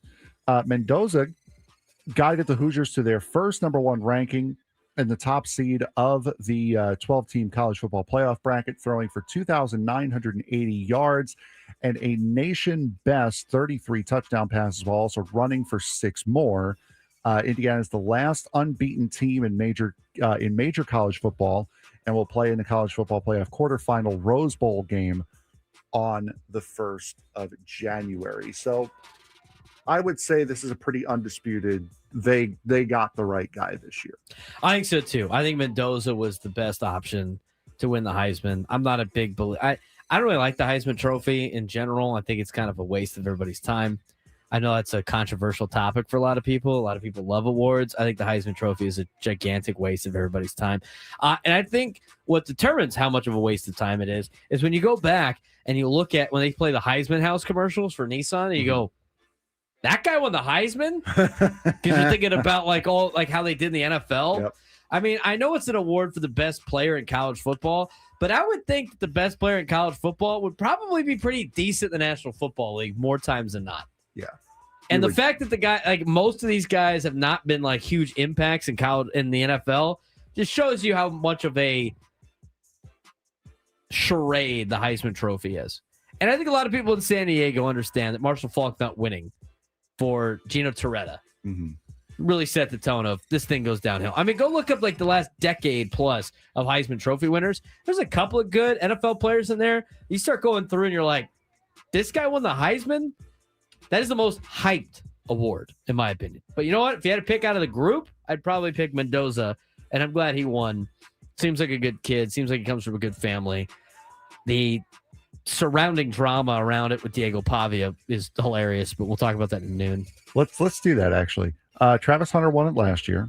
It's too early to tell. Jaden Daniels, too early to tell. Looks good, though. Looks good. Caleb Williams, would you say that's too early to tell or no? He's an okay quarterback. He's an average quarterback in the NFL. He's not like a legit dude. Bryce Young. He has been benched twice. He's starting to play a little bit better, but he's not very good. Devontae Smith. Solid. You know what? First time it's not a quarterback and out of the group. Yep, wide receiver. Right. Well, Travis Hunter, but again, too early to tell. Joe Burrow. He's been all right. He's been one of the better players, but you know what? Guy's never healthy. We'll go back to 2010 here. We'll stop at 2010. Kyler Murray. Not good. Doesn't stay healthy. Baker Mayfield. He's bounced around the NFL for a lot of different teams. Lamar Jackson. Lamar, not bad. Derrick Henry. Solid. Marcus Mariota. Do I need to say anything about Marcus Mariota? Jameis Winston. Not great. Johnny Manziel. Terrible. Robert Griffin III. Not great. Cameron Newton. Okay. Mark Ingram II was okay in the NFL. Sam Bradford. Rough. Tim Tebow. All right, fine. We'll go back to 2000. Troy Tebow. Smith. Reggie Bush. Reggie Bush probably deserved the trophy at the time, but too small to play in the NFL. Matt Leinart. Wow, yeah, he was great in the NFL, wasn't he? Jason White. I don't even know who that is. Carson Palmer. Carson Palmer, solid career. Eric Crouch. Another one of the Cleveland Brown quarterbacks. Chris Winnick. Never heard of him. Florida State quarterback, winner in 2000. Ron Dane, never heard of him. Ricky Williams, solid. This is the era Charles of Woodson. good players. Charles Woodson, great. Eddie George, great. Rashawn Salam, great. Gino Torretta, Then we Desmond lost Howard, solid. I mean, then you start. Here's where you're cooking. Bo Jackson, Vinny Testaverde, Tim Brown, Barry Sanders, Doug Flutie, Herschel Walker, Marcus Allen. That was back when it was legit and there's other positions winning it. Just confirming, the 80s are better at everything. Number 2. This is something that we were both very highly anticipating, and we haven't had a chance to talk about it until now. LSU's schedule came out. The entire SEC schedule came out for 2026. LSU will start the season at Clemson. Versus Clemson. Then they will play Louisiana Tech. Their first SEC game is at Ole Miss. The first SEC game for Lane Kiffin as the head coach of LSU is going back to LSU. That is amazing. Then it's Texas A&M, McNeese, at Kentucky, Mississippi State, at Auburn, Alabama, Texas. The last 2 games are on the road. It is going to be at Tennessee and at Arkansas. Please tell me the SEC did not cook with that schedule. Their first road game in the SEC is at Ole Miss. Their last road game in the SEC. Second to last at Tennessee. Great. Yeah, Players. Jordan Malk, I will do exactly that. I knew I wasn't going to get it right. So That's the guy that doesn't like us, though. Okay. That guy's always popping off about how bad we are all the time. It's the last. Hey, man, No, that guy. I like the 80s because that had the best music. Here's what you need to know about like the college football history. When that Florida State quarterback, which I have never heard of before in my life, when he won the Heisman, I was 5 years old. When Ron Dane won the Heisman, I was 4 years old. Here's the other thing too. Just to put in perspective, like all the kids I coach in high school football, Frank, don't know who LaDainian Tomlinson is. They don't know who Antonio Cromartie is. They don't know who any of those. They have never heard of him. In fact, where's Richard in the chat? He's gonna explode. I had a kid on my team this year tell me that Marshawn Lynch is a better running back all time than LaDainian Tomlinson. I wanted to vomit. Wait, who? Marshawn Lynch. I had a kid tell me that Marshawn Lynch is a better running back than LaDainian Tomlinson. Where's Richard? Come on, buddy. This is obscene. I don't know who those guys are. I've never heard of them. That just tells you like what kind of impact they had in the NFL. I would have known who they were if they had big careers. I don't know who they are. Exactly. There It's goes perspective of age. Just like if I brought up guys from the 1930s, a lot of people would be like, I don't know who that is. Also, before your time. India destroyed a stadium because Argentina played Lionel Messi for 5 minutes, and I saw that. John Cena lost, sparking a riot in Washington, D.C. Marshawn Lynch is better than LaDainian Tomlinson. Give me a break. None of the kids had any idea who LaDainian Tomlinson was. Noon hour when we come back.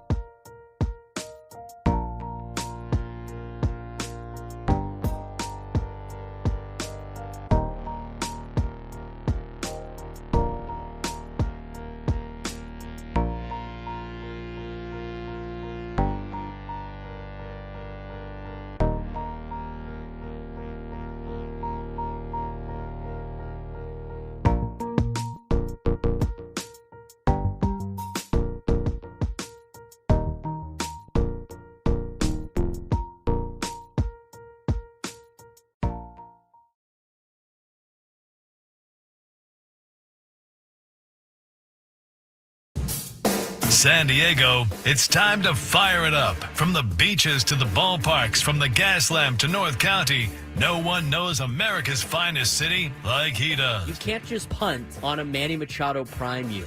He's a fourth-generation San Diegan, born and raised in the heart of this community. Passionate, opinionated, and always bringing you the real talk on your teams, your city, and everything in between. Braden totally knows his stuff. He's ready for the next step. That guy is good. Live and local, it's the Braden Surprenant Show. But I think Braden's one of the up-and-coming young stars in the media game in San Diego. Now, here's your host, Braden Surprenant.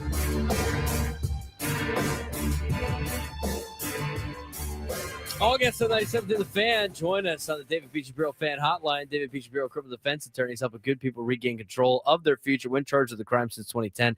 Visit davidpshapirolaw.com. All right. Some of the Heisman Trophy winners we were talking about before. Fernando Mendoza joins the list. Again, I'm not a big Heisman Trophy winner fan. I think most of the picks in the 80s were a lot better than some of the picks that they have had after the fact. But I also said, yeah, that's the other thing, too. I should have put LaDainian Tomlinson specifically in the chat because we had this conversation before we went to break. Where's Richard and Paradise Hills? I told him, dude. He's got to give us a call or put it in the YouTube chat because he was there earlier. Some kid on my team thought Marshawn Lynch was a better running back than LaDainian Tomlinson. But again, most of the kids on my team didn't even know who LaDainian Tomlinson was. And again, if I put LT, people think of that as Lawrence Taylor, the great defensive end for the New York Giants. Guy was a stud. It's to point out the age thing. I mean, you only really pay attention to what happened during your time being alive as a sports fan. Stuff that happened before me, I mean, unless they were really, really good, I'm not really going to know too much about those players. That's it's funny, you hear, I'll listen to Chris Ello talk about different team. Oh, that guy, that team had this guy and this guy and this guy. I'm like, how did you know that? Now I'm sitting there naming off players of 2004 teams, and I'm like, oh, okay, it makes sense now. I bet you if you gave him a bunch of teams or players of teams from when he was born, whatever year that was, I don't want to age Chris. Probably sometime in the 60s. I was just, say, I think it starts with 18. Oh my God. Jeez. That's the show joke. But anyway, that was where we got with that. And let's get to the all right. So we played the Jim Bowden sound. We got to play it one more time to vote for Win Sock of the Day. Yes, we'll play all three of the candidates, and then I'll put the poll up. All right. So Win Sock number 1 was we're gonna vote for Win Sock of the month. And unfortunately, it's we've talked about it all 3 days. Let's talk about Diego Pavia first. Okay. So Diego Pavia is a finalist for the Heisman. Did he finish in second? Yes. So Diego Pavia finishes second in the Heisman Trophy voting. Number 1 was Fernando Mendoza of Indiana. Second place with Diego Pavia. Here's what Diego Pavia was lining up already. He goes to the Heisman Trophy presentate, celebrate, whatever it's called, announcement. And they do a lot of social media stuff with this, right? And one of the social media questions, they have a bracket in front of them, the best college quarterbacks ever. And it's none of the current quarterbacks are on this bracket. And they wanted him to fill it out on a TikTok. And I forget who they asked. They were they gave 2 names for quarterbacks. Oh, who's better to try to fill this bracket? And he responded with me. Me. Well, he's got the personal confidence thing down at least. Me. I'm the best quarterback in college football history.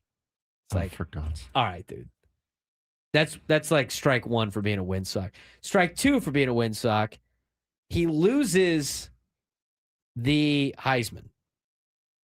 Comes in second. By the way, he's older than everybody else, too. It's 20. He's 23 years old. He's getting special exemption to play because he had argued that playing college or junior college football should not count towards your eligibility, which is dumb in a nutshell.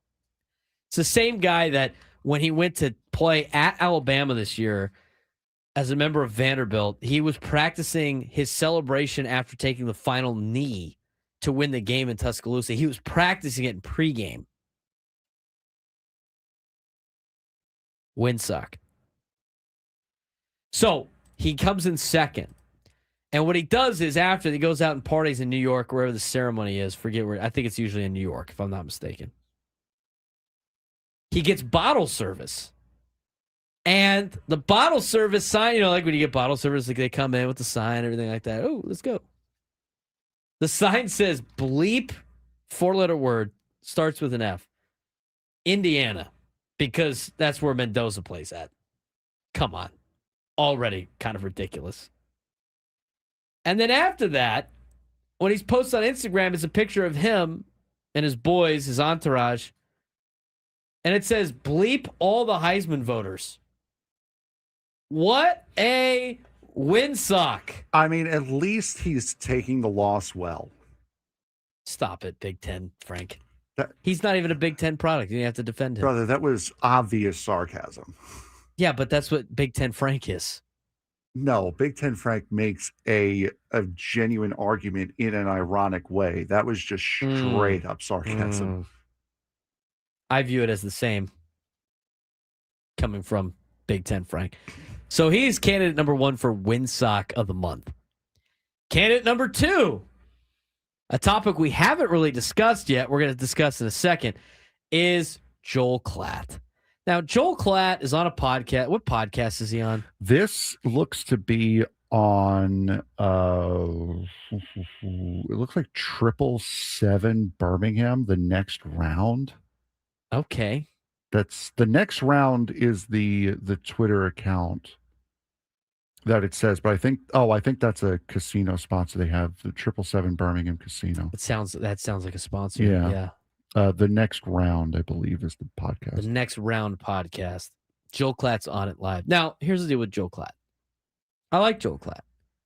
I don't mind him on air. I think he has some good points. I'm not an enemy of Joel Klatt. He's going to be doing the game for the Holiday Bowl. He'll be here in town soon.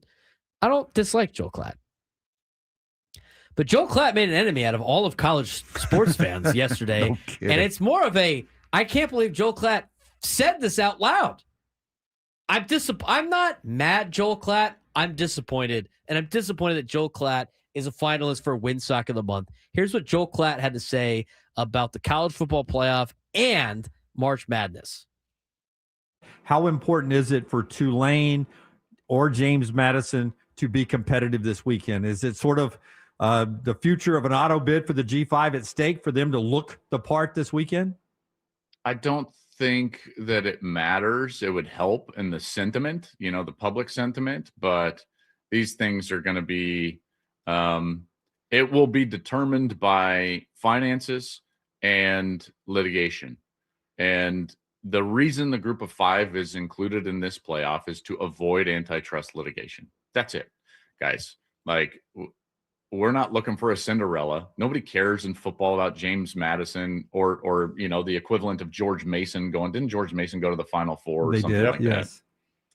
Nobody cares in football about that. We don't want Cinderellas. We want the best teams playing each other at the end. In fact, hot take. I mean, like the hottest of all takes that I've ever had in my entire life. Which, by the way, saying hot take just means I am about to say something incredibly stupid. That's all that is. That's a lighter for weird. I'm about to say something incredibly dumb. The NCAA basketball tournament is a joke. It's the dumbest tournament and the least fair tournament in all of sports. We go and we put teams at odd times on neutral sites in a one game affair. Like, that doesn't crown a true champion. We're not doing anything that tells us who's the best team over the course of the entire season. Like, if anything, the NCAA basketball tournament should act exactly like the old World Cup, which we should have groups. They should all get guaranteed 3 games, and they should be played at the higher seeds arena so that those seeds are rewarded for a quality game. And that way we don't just get to see, like, Kentucky one and done against George Mason or something like that. Well, that's stupid. That's stupid. Again, hottest of all takes, but that would make the NCAA basketball tournament far better. Neutral site, one and dones. What are we doing? Yeah, you know who loves that though is CBS. I mean, it's great for CBS.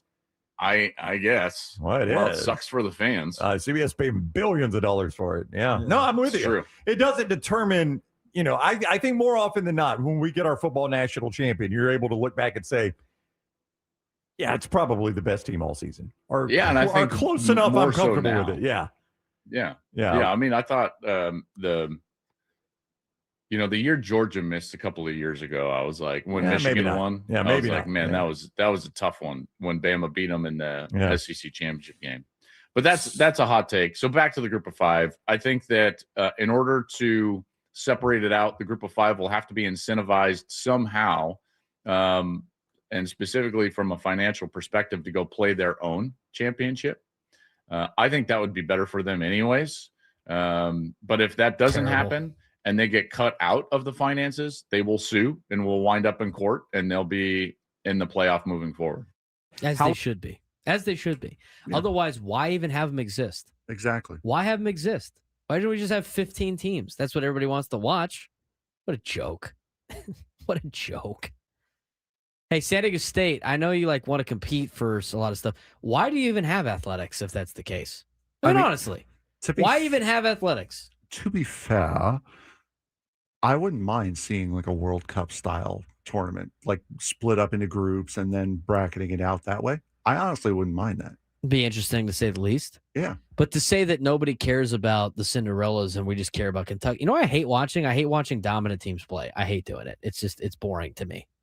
It's always been boring. Did you imagine you applied that to baseball? Nobody wants to see the Padres as a Cinderella story. Dodgers, Yankees, Just leave World the Dodgers, Series every Yankees, and all the big, just have them all play. Let all the small market teams compete in their own bracket. That's basically what he's saying in the context of things. We're going to talk about this later on, but he's windsock number 2. Windsock number 3 is Jim Bowden for this stupid comment that we've played 3 times today. I tell people as fans, you don't have to be a Pirate fan.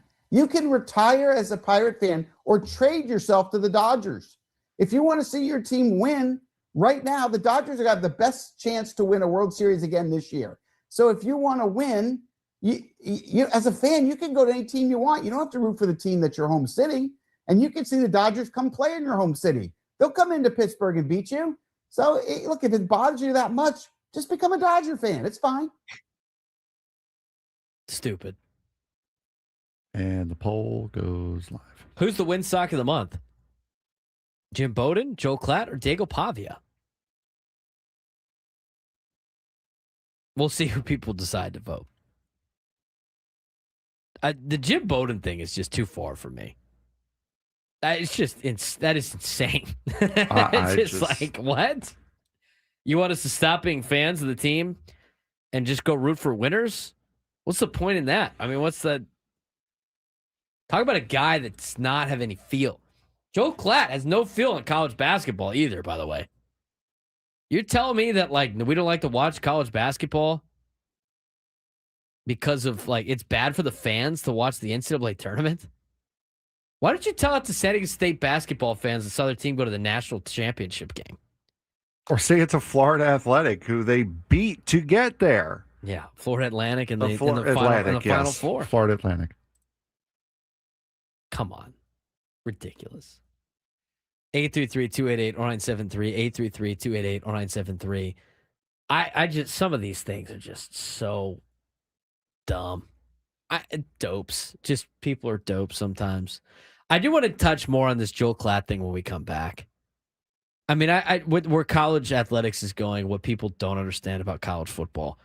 We'll explain that when we come back on the Braden Surprenant Show. San Diego Summer Sports Station 97 through the Fan.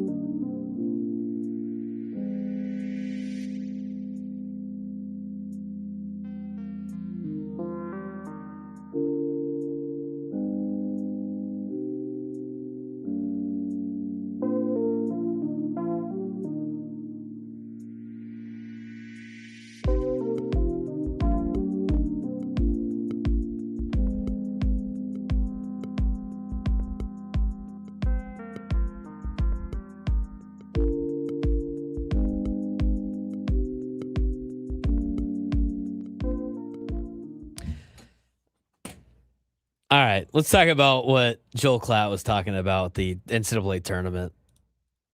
Guys against the NCAA tournament. It's crazy. We put in the poll who gets the win stock of the month for December. Jim Bowden's leading the field by a lot. 84%. Joel Klatt, 4%. Diego Pavia, 12%. We played in the last segment why they're win socks. Oh, there's Richard. Richard, what you got on Marshawn Lynch versus LT? Who's a better running back all time? I'll tell you what the young guys have said. The kids think Marshawn Lynch is like one of the greatest running backs ever. They don't even know who LaDainian Tomlinson is. That's a topic for it that we talked about earlier. Anyway, let's get to what Joel Klatt had to say. Now, Joel Klatt mentioned how like nobody wants to see a Cinderella. I disagree with that. I think it's fun watching an underdog play. I think it's fun watching an underdog win. I hope James Madison and Tulane punch those schools in the mouth. It's a tough ask, for sure, especially when you start looking at the money distributions. I mean, you want to talk about Major League Baseball and the money distributions? I mean, there's an article in The Athletic that we're going to talk about later on, probably tomorrow, about how do the college football playoff teams compare financially. I mean, the gap is ridiculous. I don't even know why all these schools are in Division I. And we have people in the chat, like my buddy Sam, talking about how, like, oh, the college football playoff is already too many teams and all this other stuff. I don't know how you can be a fan of San Diego State and sit there and go, like, we shouldn't have a chance to win a national championship. If that's the case, why even have a program? I got to ask that. Like, why would anybody have a program? Why in any league? Like, could you imagine in Major League Baseball if they had a deal where like the Padres are in Major League Baseball, but the only way that they can make the playoff is based on what someone's opinion is of their team, and there was no way on the field that they could prove to go to the World Series, and they were basically locked out of ever winning. Even if they went undefeated, they still couldn't get in the playoff. Would you even watch that team play? No, I wouldn't even watch them play. You wonder why San Diego State doesn't have a lot of like attendance numbers for football. This is part of the problem. And here's the other thing Joel Klatt said about the college football playoff. He's so against like the group of five. Everybody wants the 12 best schools, but the 12 best schools, the who exactly? A bunch of people's opinions? We look at the Alabama logo. I was just having this conversation off air about the difference between in the NCAA tournament, like you like the Cinderella in the first couple rounds, but after that, you want to see the best teams play. Do you want to see the best teams play, or do you want to see the best teams with the logos that are most familiar play? I asked Adam that during the break. Now, he gave me the answer I thought he was going to give. But if, let's just say, like, here's the deal about this. This is where I disagree with this whole, like, we want the 12 best teams. I think it's a cop-out to get the 12 teams that have the biggest fan bases in there. Let me ask you this question. James Madison, right, has no business being in the college football playoff. That's what everybody says. They have no business being in the college football playoff. This is ridiculous. They're taking away spots from good teams. Well, you know what? I will save that argument for a different day. In fact, when it happened, I remember even my dad, who's a big football fan, doesn't have time to watch college football all the time because he's coaching high school football. It's like, James Madison? I'm like, they're pretty good. They won their conference. They've had a good season. They're in the playoff. But he wouldn't know because he didn't watch. So my question is, if Alabama and James Madison flipped rosters and they wore the uniforms, and James Madison made it to the semifinals, are they getting the level of TV ratings that Alabama is, Frank? I'm sorry, one more time. You I used Alabama as an example, yes, just because they kind of snuck their way in and they're spending the most money on their football expenses. Let me ask you this question. Mm-hmm. If the roster for James Madison switched with the roster of Alabama, and all of Alabama's players were playing at James Madison, and all the James Madison players were playing at Alabama, they both made the playoff. And so now that James Madison team makes the semifinals because they have the roster of Alabama, mm-hmm. Are the ratings good for that team? Are the ratings good for that game? Yeah. No, they're not. Because people see James Madison and go, oh, it's James Madison. I don't know who they are. I'm not going to watch. I'm thinking of a college football playoff game, so the ratings are going to be decent anyway. They're going to be one of the lowest ratings that you would ever see if James Madison made it to the semifinal, regardless of how talented their team was. That's like San Diego State playing Florida Atlantic. San Diego State team was loaded in basketball, but the ratings are probably low. Why? Because it's San Diego State. It's not one of the teams that we're used to seeing. It's not one of the Blue Bloods. It's not one of the teams with the biggest logos. Yankees and Red Sox, Frank, still get some of the highest rated Sunday Night Baseball games every single year. And we always bitch, moan, and complain that they're on Sunday Night Baseball when they're not nearly as good as some other teams out there in baseball. But why? Why do they get some of the best ratings? Yeah, they're the two most popular teams. Most popular teams. They know the logo. They look at the logo. So again, as much as everybody like, oh, we want to watch good. No, you don't want to watch the best teams. You want to watch the teams that have the logos that you recognize. That's what you want to watch. Wandery. San Diego State's got a pretty sick logo. Hey, hey. But that's the reality of the situation. It's not how good the teams are. James Madison could get some rich alumni to just buy themselves the best team in college athletics. And guess what? Nobody's still going to care because their logo says James Madison. It says JMU and their mascot's the Dukes and it's a dog. And nobody cares because it's not Notre Dame and it's not Alabama and it's not Georgia and it's not a member of the SEC. And it kind of eliminates this entire narrative like, we want to see the best 12 teams in the playoff. BS, dude. Nobody does. Just say the quiet part out loud. You want to see the brand names in because they have the biggest fan bases and because those people watch the games more. It's not about the talent on the team. They would change the narrative all the time. This is why they never want to make an automatic qualifier for the playoff because some of this stuff would happen and some of these teams would actually get exposed for not being the best because they actually have to play the best. So when I look at this entire thing, like only 4 teams can win the college football playoff. That's a lie, first of all. If you look at the college football playoff for this year, Frank, there's probably a lot more than 4 teams that can win the national championship this year. Yes. Let's look at it. I would say of the teams that are in, I would say that Ohio State, Georgia, honestly, Indiana. I think Indiana has a good chance. Have legitimate shots. That's just off the top. I think Texas Tech is good enough to win. I think they have a Oregon, legitimate I think shot. Oregon's good enough to win. I think Texas A&M has looked good enough to win. Mm-hmm. Alabama snuck into the playoff. I mean, if they beat Oklahoma, I think they match up well with Indiana. They're going to be in the semifinals. That means they got a shot to win. There are some teams there that do need the help of the bracket falling the right way to have that shot, but I wouldn't consider Oregon not a legitimate champion. Oregon, Texas Tech, I think is going to be a hell of a champion. game. Oregon, Texas Tech, I think is going to be a hell of a game. Nate, shut up.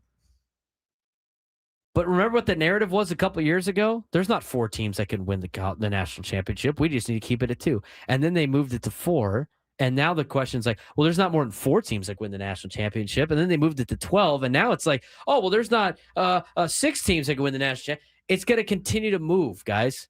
Yeah.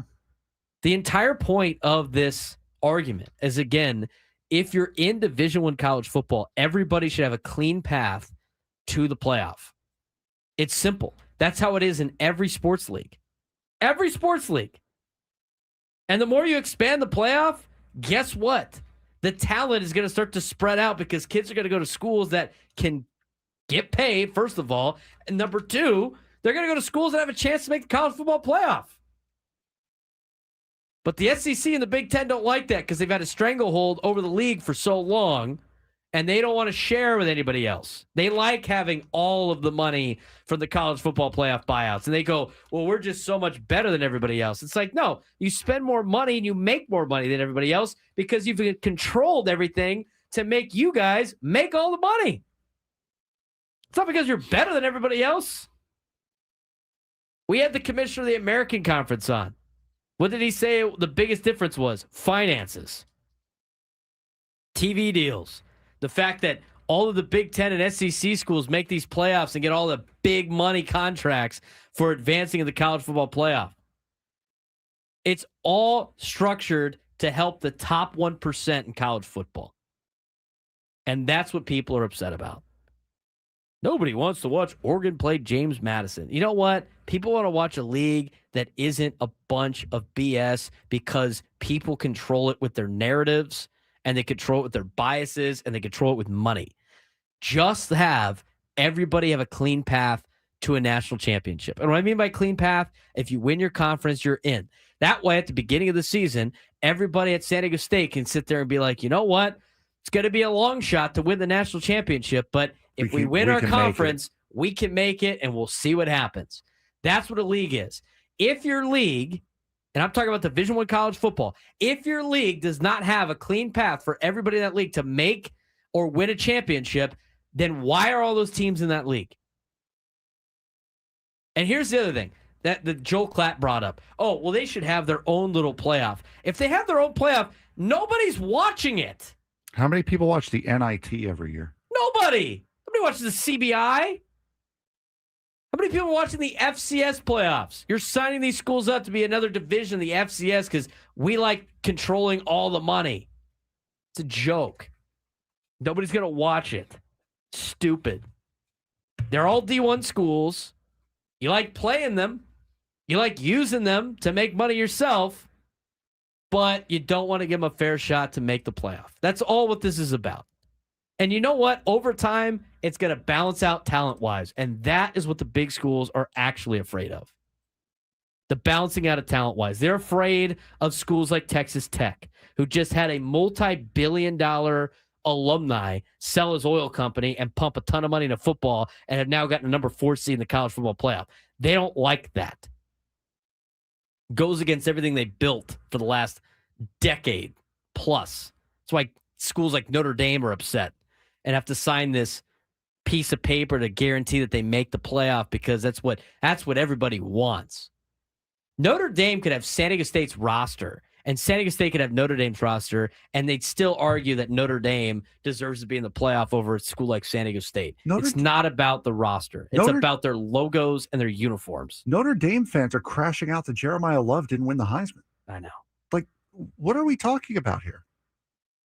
2 players legitimately had better seasons. Now, Jeremiah Love's season was great, but 2 players genuinely had better seasons than Jeremiah Love, and we're continuing this stupid victim mentality that, as you see, has gotten everybody in college football mad at you. It's a joke. Don't touch anything with the NCAA tournament. You know, people complain about like, well, we want to see. You know what? If Kentucky loses in the second round to a team that they shouldn't lose to, guess what? Tough S, play better. This clean path, this like easy path for the big schools all the time, as they don't play anybody in the non-conference ever, as they just play themselves all the time and talk about how great they are and boost themselves up. I want to see it on the field. It's my entire argument against this. This is why I set it at 24 teams on a playoff. Let everybody make it. Give your multiple automatic qualifiers to the big conferences so they can still get their money that they want, and let's play ball. That's how you determine a champion, not this BS that we put together and claim it's like so great because it benefits the top 1% in college athletics. Stupid. Speaking of which, if you want to go see a team that could be competing in said national championship tournament, we have tickets to give away. We do. Soon. We have tickets to give away in the next hour. San Diego State Air Force. San Diego State Air Force as they start Mountain West Conference play. But again, like to anybody that said this is what you need to get rid of for college football, I ask you all Aztec fans, why do you guys have sports? What's the point if you shouldn't be allowed to go? Could you imagine like arguing for San Diego State not to be allowed to go to the NCAA tournament for basketball? That's essentially what you're doing by saying like, oh, the group of 5 schools don't deserve a chance at the college football national championship. Put them in. Who cares? They're going to lose. That's fine. Guess what all those other power conference schools did during the season to not make the playoff? They lost. Their playoff just starts earlier. If you want to be in a big conference and get the big check, go for it. You can go to one of these conferences. There's nothing stopping you from going to one of these other conferences and guaranteeing your spot in the playoff every year. That's how they got to make the rules for this thing if they want to make this thing fair. As I said, antitrust laws. Sure enough. Joel Klatt, I'm disappointed.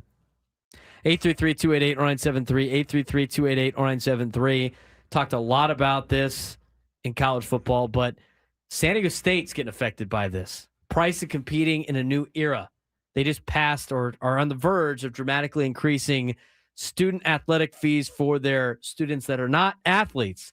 We'll explain when we come back on the Braden Surprenant Show. San Diego's number sports station 97.3 The Fan.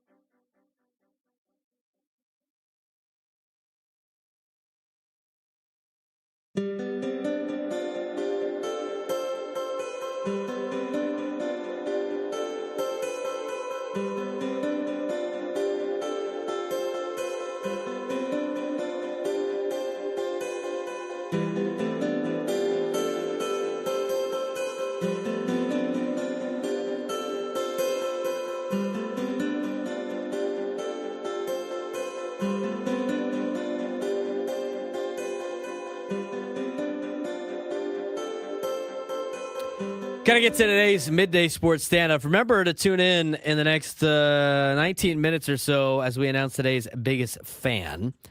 I do want to mention that all guests on 97 through the fan join us on the David P. Shapiro fan hotline. David P. Shapiro, criminal defense attorneys helping good people regain control of their future when charged with a crime since 2010. Visit davidpshapirolaw.com. We're going to be giving away Aztec tickets in the next hour, but we do need a contestant for a midday sports standoff today. 833-288-0973, 833-288-0973. If you could take me down in sports trivia. Again, only 4 more days to qualify for this. Today, tomorrow, Thursday, and Friday. And that's it. And we haven't had too many people qualify for this prize. If you want a chance to see New Kids on the Block, which is our grand prize, 2 tickets to New Kids on the Block in Las Vegas on June 26th, a 2-night stay at Park MGM, and a $100 gas card. Calling all blockheads. New Kids on the Block just announced 2026 dates for their Right Stuff Las Vegas residency at Dolby Live at Park MGM. Don't miss all your favorite hits live in Vegas with New Kids on the Block, February to October 2026. Tickets on sale now at Ticketmaster.com. If you take me down sports trivia today, you will be qualified. 833-288-0973, 833-288-0973. This is only your last chance. There's a lot of people in the YouTube chat that are like, oh, I want to qualify for New Kids on the Block. Well, now's your chance. So we'll wait on that. Couple of things. Maybe we get to the bracket in the 1 o'clock hour. Soon we get a contestant here or not. But something's happening at San Diego State. San Diego State is on the verge of dramatically increasing mandatory student athletic fees by 41%. A move that would push an already high fee structure to one of the most aggressive in the country. And it's being done without a student vote. Here's what's being proposed. Mandatory and structurally related activities athletic fee, which is an increase from $580 per year to $820 per year. A 41% total hike phased in over 4 years, where you're going to add another $60 a semester for the next 2 years. In year 3, it'll be an extra $90 a semester. And in year 4, it'll be an extra $120 a semester for students that are at San Diego State. Why is this happening? According to San Diego State documents, athletics needs, quote, a stable funding source to remain competitive in college football. But the numbers tell a much bigger story. $29.1 million athletic department deficit. They're in the hole almost $30 million. $282 million in athletic debt, largely tied to Snapdragon Stadium, and $16.3 million already collected from students annually, the largest revenue source for San Diego State athletics. Aztecs ranked 21st nationally in student athletic fees in 2024, and they're already number 1 in the Mountain West by a wide margin. We get a contestant? All right. We're going to get to him or them in just a second. If this is improved, student fees would raise to $25 million a year. Nearly 90% of the new fee still goes directly to athletics. And there's some other history of the details that have been laid out by Mark Ziegler. But in order for San Diego State to be able to compete with this Division I, in a sense that they really have no shot at winning because they don't want him in the conversation, this added revenue is going to be a way for them to compete with. By the way, we got the numbers of what they're competing with. If you're just talking about football, the schools that are competing in football and college football playoff revenue, in terms of total revenue submitted by schools for the 2023-2024 year, this is for the schools that have made the playoff this year. Alabama is making $138 million in football. Georgia, $133 million. Oklahoma, $124. Then you go down to the lower levels. Texas Tech, $62 million. Indiana, $61 million. James Madison, even at $15.9 million. And Tulane, roughly estimated $6.9 million in revenue. Because they're a private school, it's kind of a guess. San Diego State's trying to look for an additional $24 million from their students to help pay to try to stay competitive in college athletics. That's crazy in its own right. We'll talk about that later in the 1 o'clock hour. But it's time to get to our midday sports standoff.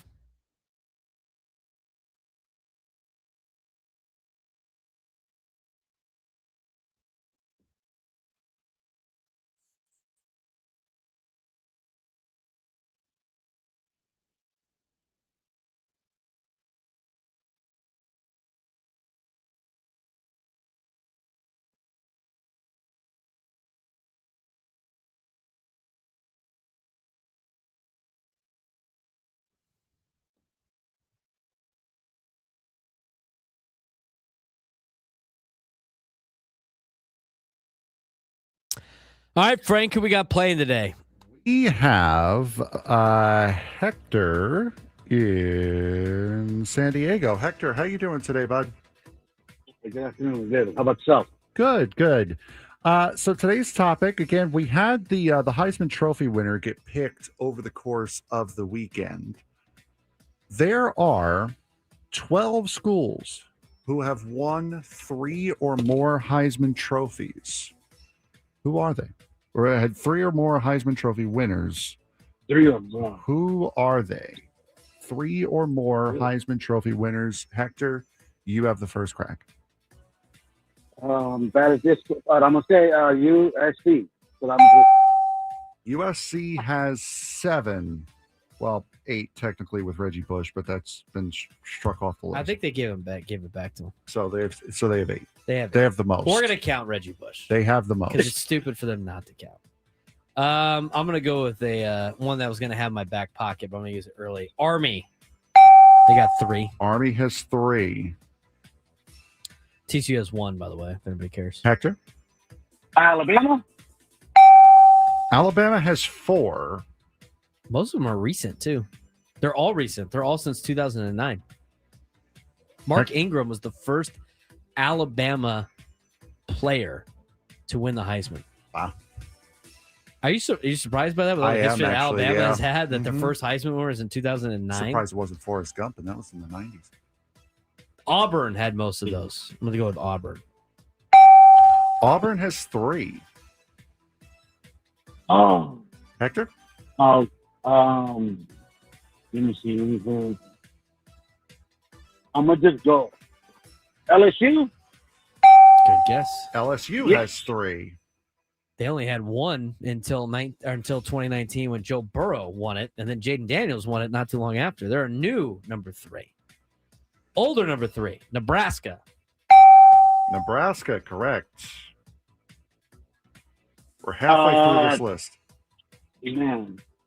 Texas? Texas No. does not have 3. One of them is the San Diego kid, though, and Ricky Williams. Yes. With the Patrick Henry. I'm going to go with Florida State. Florida State has 3. Jameis Winston, the third. We still have some big ones. I mean, we still don't have 2, 3, 4. We've got 7, so there's 5 left. 5. I'm gonna go with Georgia. Oh, good guess, but no again. It's strike 2, Hector. Ohio State. Ohio State has 7. They haven't won one since 06, though. Hector, you need to get this one. Well, 1, because you have 2 strikes, and Braden's already got the half, so you could still tie if he misses the next one. Michigan? He stays alive. Yes. Michigan has 3. Hail to the victors. If Braden's got to miss this one, and miss the rest of them, honestly, to stay alive. Boomer Sooner, Oklahoma. And he stayed alive. So, Hector, that was 7 for him. Very good. A couple of good guesses, just did not have it. Did not have it there at the end. So we've got USC, Ohio State, and Oklahoma all have 7. There's one more that has 7 that we're missing. Got Notre Dame. Yes, that was the last 7. Alabama has 4. Army, Auburn, Michigan, Florida State, LSU, and Nebraska all have 3. There's 1 left that has 3. Florida. The Gators. There it is. There's Most recent your 12. being Tim Tebow, I would imagine. And there's your 12. How about that? No qualifier today, no qualifier yesterday. 3 more chances? Yep. 3 more chances to try to qualify for New Kids on the Block. I think we've had 2 people qualify? No, I think we've had a couple more than that. I believe so. You got good odds right now, to be honest with you. Yeah, you do. Really good odds. This holiday season, too many San Diegans will go hungry. Join 97 to the Fan and support the San Diego Food Bank. Donate food directly online through our Odyssey San Diego Food Fund, where every donation helps feed local families. Go to 97throughthefansd.com/food fund and give today. We're going to talk more about this San Diego State thing here in a second. I mean, I just, and tomorrow we'll dive into like how much money these other teams or schools are spending on their football programs and how much revenue they're making. But college athletics is so upside down right now with all of the finances because they just open the floodgates without putting any rules in. And now you got San Diego State trying to get a stable funding source to remain competitive by charging their current students extra to pay for athletes to play for them. Utterly ridiculous. Utterly ridiculous. Where are some of the former athletes that have made a lot of money? Do you think they're going to donate back to the school? Troy Aikman already said no to UCLA after he saw what happened with that. We also saw, or I heard, did you hear Boomer Esiason's minute, whatever update it's called now? No, I did not. Coming back from break, he was talking about all the quarterbacks entering the transfer portal. Mm. If I'm a quarterback in this day and age of college football, I'm entering the transfer portal every year if I have a decent year. Yeah, may as well. You're going to basically double your money every single season. Yeah. You're going to get a big contract. That's like Ole Miss's quarterback right now is contemplating even playing in the game against Tulane. Which is a joke. What are we doing? What are we doing in college athletics? I know I heard some of the stories from some of the players that we used to have at Cathedral that have graduated now playing at the next level. They have all basically said this is an individual sport at the college level. I mean, everybody is definitely out for themselves. But that's the environment we've created. Maybe you got to be like all these other schools like Oregon, Ohio State who could do it to get some of the NIL money back by charging fines for kids not showing up to meetings and stuff. But I don't know how they're going to rope this thing in with college football. And the whole group of five. And the national narrative on all this stuff is so sickening to listen to, Frank. It's so sickening to listen to. Clay, we did say Army had 3. Army had 3. That is correct. I was surprised Navy wasn't on this list. I thought they'd have a couple. Mm-mm. Like back in the day, usually had the Yale, Harvard. Mm-hmm. Notre Dame, I think, had the 2nd Heisman winner.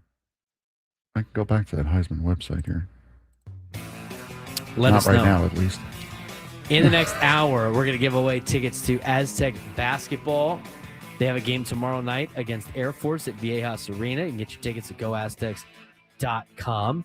We will also announce today's biggest fan when we come back and take a look at the bracket that would make Joel Klatt throw up. What does it look like? We'll show it to you when we come back.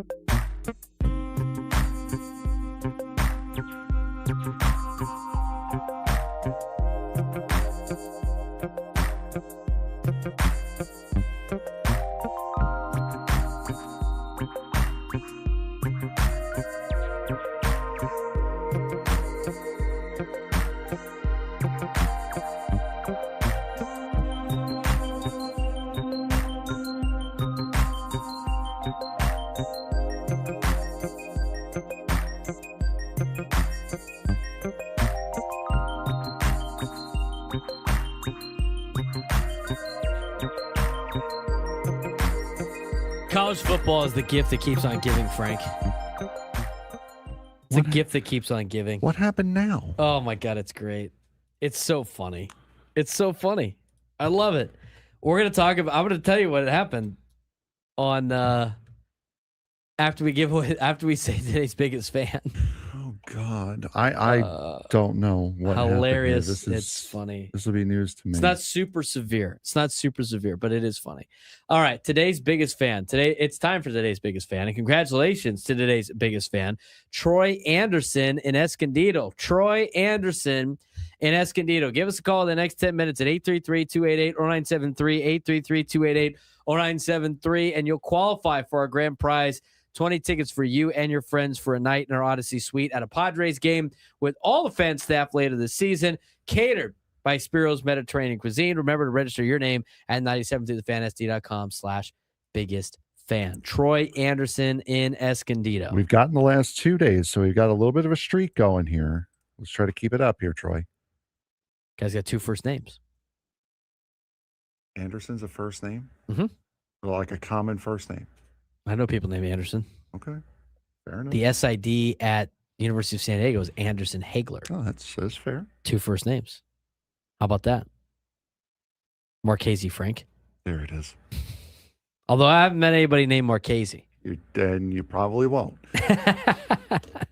You're not going to name your kid Marchese? Yeah, by the way, Anderson Cooper? Not know who that guy is? No, I know who he is. I didn't think of it Anderson as Silva? I mean, you're acting like Anderson's not I very... didn't think of it as a common first name. Like, I know those Define people. common first names. Like Bob? Like Ricky Bobby. Like that's two first names for a name. Yeah. That's two first names for a name. How about Wilbur the Wildcat? By Troy, I think you meant Wilbur. No, it was not Wilbur in Tucson. Sorry, buddy. Marky Mark. Marchese, dude. Marky Mark. I like it. We're onto something. No. So when your kid becomes when he becomes a rapper, he can go by Marky Mark, but spell it like Marchese. There it is. Twice. So you don't rip off Mark Wahlberg. Anderson. Yeah, we got the Anderson. Troy, please call. What happened in college football, Braden? This is just funny. This is just stupidity. So Warren Sapp is a coach for Colorado, right? Coaches the D-line at Colorado. You remember his career too? Yeah. He's also the recruiter for Texas, like the state of Texas for Colorado. Mm-hmm. He tweeted out 17 hours ago, Texas is fake football. To which a Colorado burner account, Colorado football superfan account, tweets, "Dog, you're recruiting Texas kids. Why the hell would you say this on social media?" Warren Sapp has since deleted said tweet.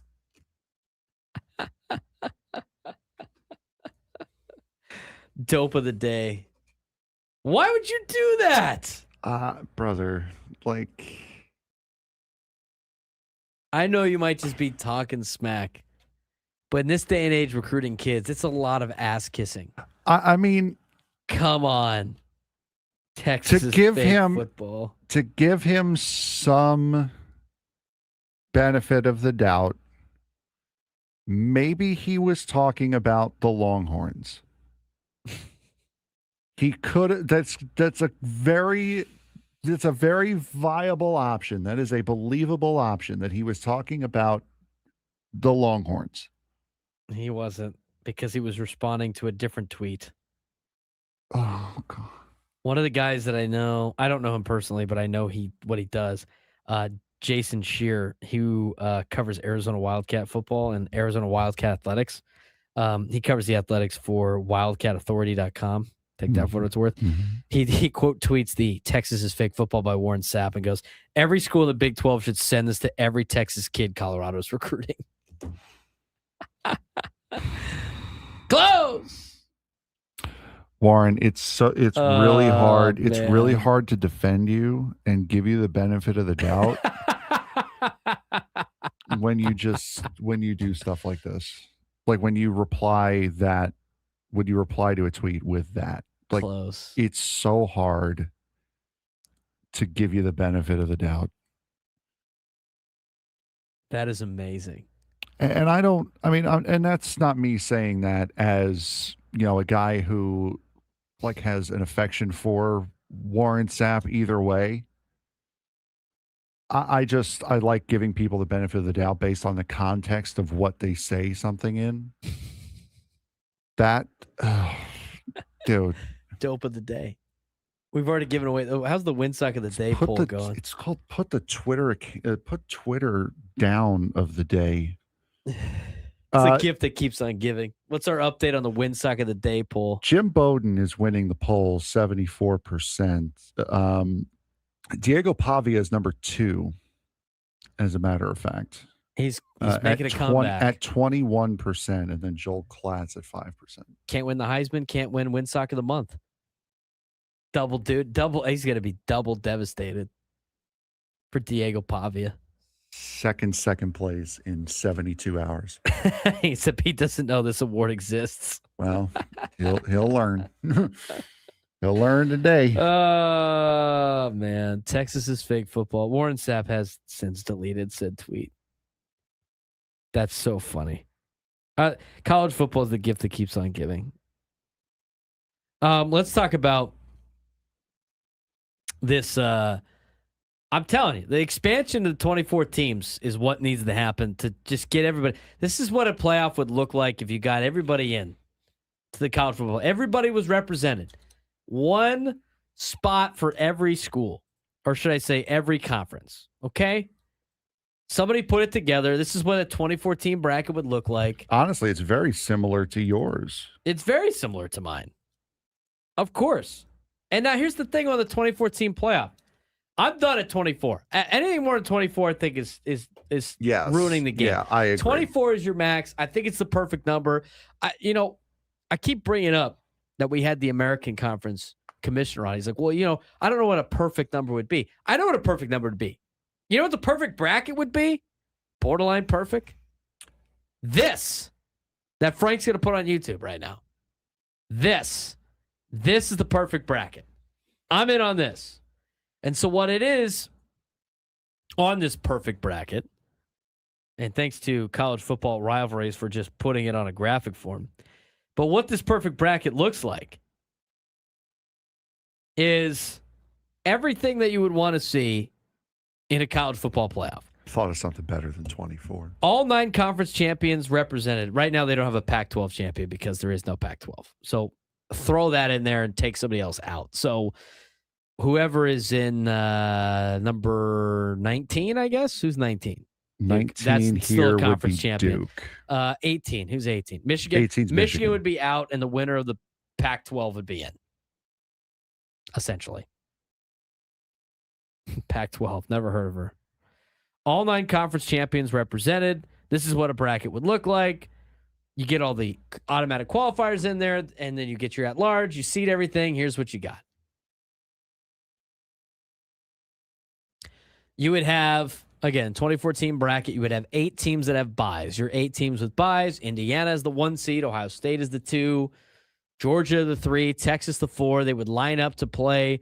Texas Tech the 4. Texas Tech the 4. You would have Oregon the 5. Ole Miss the 6. A&M the 7. Oklahoma the 8. So paired on the buys would be Ohio State and A&M, Oklahoma and Indiana, Oregon and Texas Tech, Ole Miss and Georgia. Pretty close to what you have right now. Mm-hmm. Now, in the first round, you would have teams 9 through 24 play. Because, again, you'd have 2 12-team brackets, essentially. You're doubling what you currently have. And in this bracket, they have all conference champions playing. And this is what the matchups would look like. USC hosting Arizona in the 16-17 matchup. Are you kidding me? That's a fantastic game. You're telling me you wouldn't watch that game in L.A.? Winner gets to play Indiana at Indiana before you go to play maybe in the Rose Bowl? Sounds good. Sign me up. That's the 16-17 matchup. 18-15 right now. Again, there's no Pac-12 this year, so that's why it's not a Pac-12 spot. Michigan, Utah, played in Salt Lake. It's a solid game. I'd watch that game. Absolutely. Michigan would lose, and Utah would go on to play Ohio State. Or you got Michigan, Ohio State in the second round. You get Michigan, Ohio State twice in 1 year. Yeah, fun. Like it. Notre Dame would have a rematch against Boise, technically, right now. I don't know. That probably gets switched. Winner would play Ole Miss. Kennesaw State down in South Beach. You kidding me? What a Cinderella story Kennesaw State is. Yeah. Give them a chance. You get to play in Miami. Winner plays Texas A&M. Still going to get the same matchups anyway. Duke Vanderbilt is an intriguing matchup. You could see windsock Diego Pavia try to take down Duke, who magically won the ACC because the ACC can't figure out their own S. Who's the fluke? Is it Vanderbilt or Duke winning the ACC? That's a good tagline for that game. Winner would play Georgia. I mean, Duke winning the conference is a mistake, but the ACC and their stupid tiebreaker rules more than it's Duke. It's not Duke's fault. Troy, I saw you call in, call back. You'll be qualified because you were literally you were seconds away from not being eligible. Call back. Tulane, Texas. Winner plays Texas Tech. Are you telling me you wouldn't watch that? I'd watch that. BYU, James Madison. Decent matchup. Winner plays Oregon. I'm in favor of all of this. You'd have a couple of bad matchups mixed in there like Kennesaw State at Miami and Western Michigan against Alabama. But you know what? Those are some years. Not every single year is going to be like that. Eventually going to get some world beater group of 5 school. But also what levels the playing field is now kids that might sign up thinking they're going to play at Georgia when they have a guarantee to play at Boise State are going to play at Boise State because they know they're going to start and they know they're going to be able to play in the playoff. All right, so we now have 3 straight on that. Troy, you're good to go. I saw you. I got you. Love it. Love it. I look at this bracket, Frank, and I go, sign me up. And anybody that's a fan of college football says, sign me up. 100%. If you like college football, you like this. If you don't like college football, you're like, I don't like this. I just want to watch the Blue Bloods. Well, guess what? Just wait till New Year's and you'll get to watch all the Blue Bloods anyway. Yeah. Seriously. Just wait. It's going to eliminate the benefit or the prestige of the regular season. My ass it is. There's no way. It's now everybody's competing for something. It's not like basketball, man. It's football. People are going to watch football no matter what. Exactly. People watch the USFL. Come on. Remember what I said? Remember what I said in terms of the when you would start this Thanksgiving weekend? Yes. Are you telling me you wouldn't watch this on Black Friday and Saturday of Thanksgiving weekend? Are you kidding me? You're telling me you wouldn't watch Arizona play USC on Black Friday and the winner is moving on to play Indiana in the playoff? I'm sure as S that I watched Kennesaw State Miami on a Saturday morning. Yeah, no kidding. During Thanksgiving week. Are you kidding me? You wouldn't watch Duke versus Vanderbilt? Tulane, Texas is sneaky good too. That's a decent game right there. Got the storyline. State of Louisiana team taking on Arch Manning in Austin. I think Tulane could beat Texas. Yeah. Augie, you're speaking my language, bro. Friday after Thanksgiving, big ass turkey sandwich and an old fashioned. Hell yeah, brother. Are you kidding me? Anybody mind if we have a weekend watching college football? You do that the rest of the week out. Have Army Navy play in a different week, whatever it is. All alone by themselves, the buys. We talked about this before. Yeah, we set it up. Sign me up. Sign me up for this. I want this. Get what's his name on the phone. We got to set this up. He hasn't heard the proposal yet. Let me pitch. Give me a shot.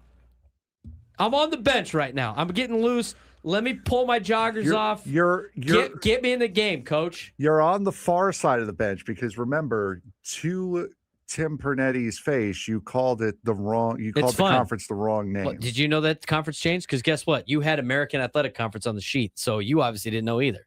You said it to him, though. You put it on the sheet. You said it. You false information on the sheet. You verbally said it to him. When did they switch that? I don't know. Oh, thanks. But they switched it at around 3 p.m. Eastern on Friday when we found out. Yeah, that's a joke. Coach, put me in the game. Let me run the rock a little. Let me take the shot. Let me run with the rock. Let me run the offense a little bit. Give me this. Mine's even better. I would just go automatic qualifies for every conference. But this, I would too. Yeah. You want to do? I like mine because then you can. I already talked about the games and play, and you got play-ins for this, and then you can reseed it. That'd be a whole hell of a lot more fun than what we're watching right now and listening to the BS every Tuesday about, here's our rankings that we came up with. See, and part of the reason why the college basketball season makes no sense and is completely pointless is because what's different about the football schedule that Braden presented, college basketball has their season and then has a conference tournament after that. Mm-hmm. This eliminates the conference tournament, which means the season still means something. The football season means something. If basketball did not have a conference tournament, the basketball regular season would mean more. It would. Like right now, if you're San Diego State, like I mean, if the Mountain West could be a one-bid league, playing the regular season games in the Mountain West are meaningless. Yeah, you gotta get hot one weekend. Yeah, win the tournament. That's what's dumb about that. But the conferences they determine who makes the bracket. Like I think the Ivy League for a long time said whoever won the conference outright got to go to the NCAA tournament.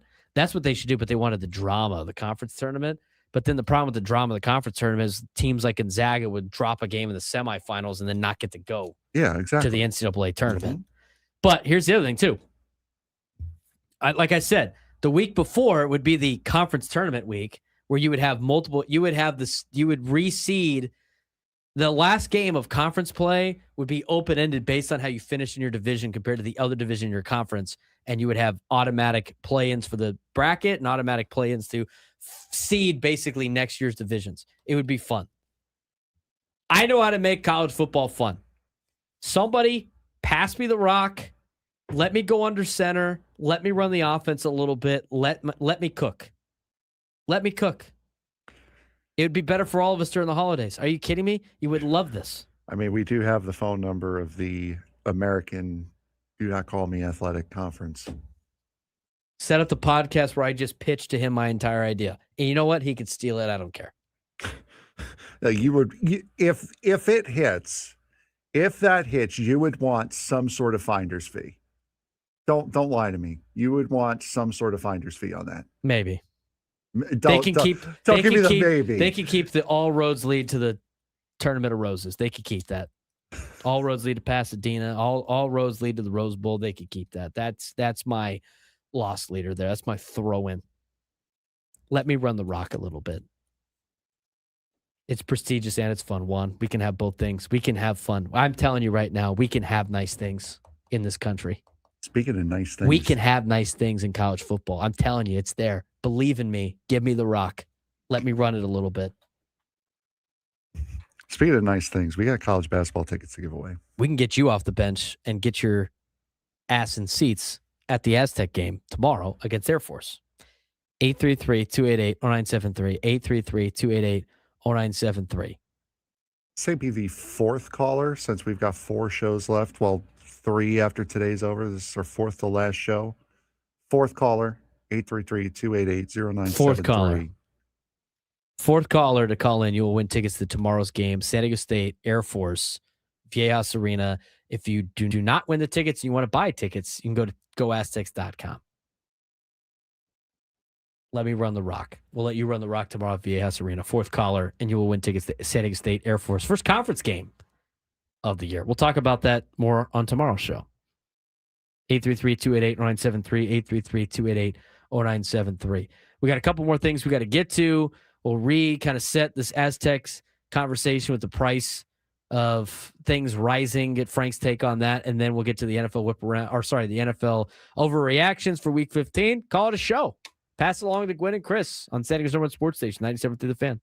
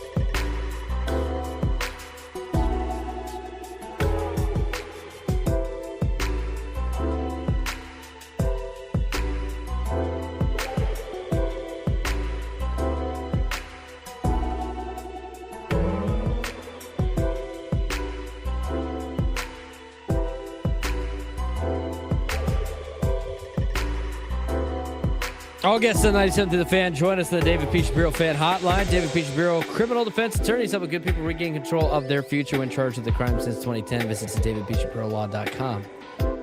Who won the tickets? I knew you were going to ask me a question I was not ready for. You just talked to the guy. Daryl in Lakeside. How many more times do I have to say I can't remember names worth of nothing right now? I know you can't, because off air when we would hear you down the line talking about, like, yeah, who's that guy over there? We just had him on. I don't know who that is. Daryl in Lakeside is the winner. That's probably not great that you made the flight to Baltimore and I didn't, because you didn't know who any of our guests were before, during, or after. No, you kept asking. The guy in the red jacket. There were a couple names I couldn't remember. We had that guy on, or we're supposed to have that guy on, but he wasn't on. We're gonna have him on later. That guy. So bad. It was Zach Palega. I knew his first name. Zach I had. It was his last name, Palega. I could not for the life of me remember. You were asking the guy that was chirping you about the Eagles. Telling you. Was that Troy? Yes, Troy was one of our texts. And by the way, thank you very much to Troy, Steven, and Justin, who were my 3 techs out in Baltimore this week. They all did a fantastic job. Very, very good conversations with all 3 of them. So thank you very much. And I have a feeling we'll be seeing them again next year if we do go. I've had Steven as a engineer probably 15 times. I don't think it was the same Steven, because this one was new. I think he said this was his first one. Yeah. The guy that was getting us on the line first time. That was Tom, I think. Tom, we've had him before. Yes. He was our guy a couple of times. But anyway, Jocelyn, we'd like to thank Frank for holding down the fort while Braden missed his flights. Mine got changed. Yeah. Mine were changed. And you know what? I think mine was changed too, but I didn't know it. So I just ran. We did get information about a signing that the Giants did, Frank. Would you like to tell people what that was? The San Francisco baseball Giants have signed Adrian Hauser to a 1-year, $2 million deal. 2-year, $22 million. 2-year, 22. With a club option for the third. As a guy who has seen Adrian Hauser pitch in a Met uniform, they spent too much. Didn't you say the same thing about Nick Pivetta last year? No, because Nick Pivetta was never a Met. But you did say they spent too much. I said they got him. It was to get him for $1 million was a steal. Let's see how well that works out when he becomes a $19 million pitcher next year. That is what I said. Those were the exact words that I used many, many, many times. Career year last year. Like I said, worked out great. Worked out amazingly. Let's see how it works out when he's a $19 million pitcher. If he has another career year, I will gladly eat my words on that. It's going to be even better when he gets traded to the Mets, doesn't have a great year at $19 million. And it costs you 2 of your top prospects for no reason. Yeah, because Cohen doesn't know what he's doing. Yeah, and then no, it's not Steve Cohen. It's our wonderful Harvard-educated general manager that is David Stearns. David Stearns. Our wonderful Harvard-educated general manager who still thinks he's in Milwaukee. It's going to be funny. And I know Nate and most of the chat will be on it when that happens. And you know what? I'll say, again, that's just Wednesday for us. And then there's the Mets. Which just goes in line with, and then there's the Jets. And speaking of the Jets, we're going to talk about our overreaction in just a second. But as Jeff Passan reports, between the signings of Jason Foley and now the addition of Adrian Hauser, Giants are shoring up their pitching staff. $11 million a year is not too expensive for a starting pitcher. I know you're against him right now, but Giants did a good job filling out their rotation. You got to fill it out with somebody, Frank. And right now the Padres don't have anybody. Yeah, Adrian Hauser is a solid 4. He's really a 5 starter, 4 if you're really desperate. He's also a guy who would be the first one that if you're trying to replace somebody in the rotation and have someone go into the bullpen as your long innings eater, he's the first guy that you would have to do that. I mean, decent enough pitcher. He can get you innings. He'll be fine in San Francisco. He's not gonna be a world beater. He's not going to be like, oh my God, this guy's having a career renaissance. He's going to be your standard, everyday number 5 starter. Jason Foley got a one-year, $2 million contract this year. Hauser, as I mentioned before, 2 years, $11 million with a club option at the end, according to Jeff Passan. With these moves, do we think, as Go Aztecs puts in the chat, they're out now on MI? That's not a lot of money. It's not a lot of money, but for Hauser. You only have so many rotation spots. You still have Robbie Ray as part of the staff. You have Logan Webb part of the staff. Like I said, you never have too much pitching. Isn't Hicks still there? Or did he get traded to? Was he a part of the Devers trade? I think he was part of the Devers trade. He's not on their roster. So. I would still say yeah, because again, Hauser's going to be one of those guys that you can move to the bullpen if you really need to. He could be that long inning guy, or he could be your number 5 starter. Either one. So I wouldn't say they're out on MI. They could. I think they very well still could get him. I don't think they're out on MI either. I think they're still probably in on MI. We'll see what the MI. When does MI have to decide by? Do you remember the day? MI is January. I know. What's his name? The third baseman. He is coming up. Yeah, he should be up very soon. One of these guys. Here it is. Relatively close.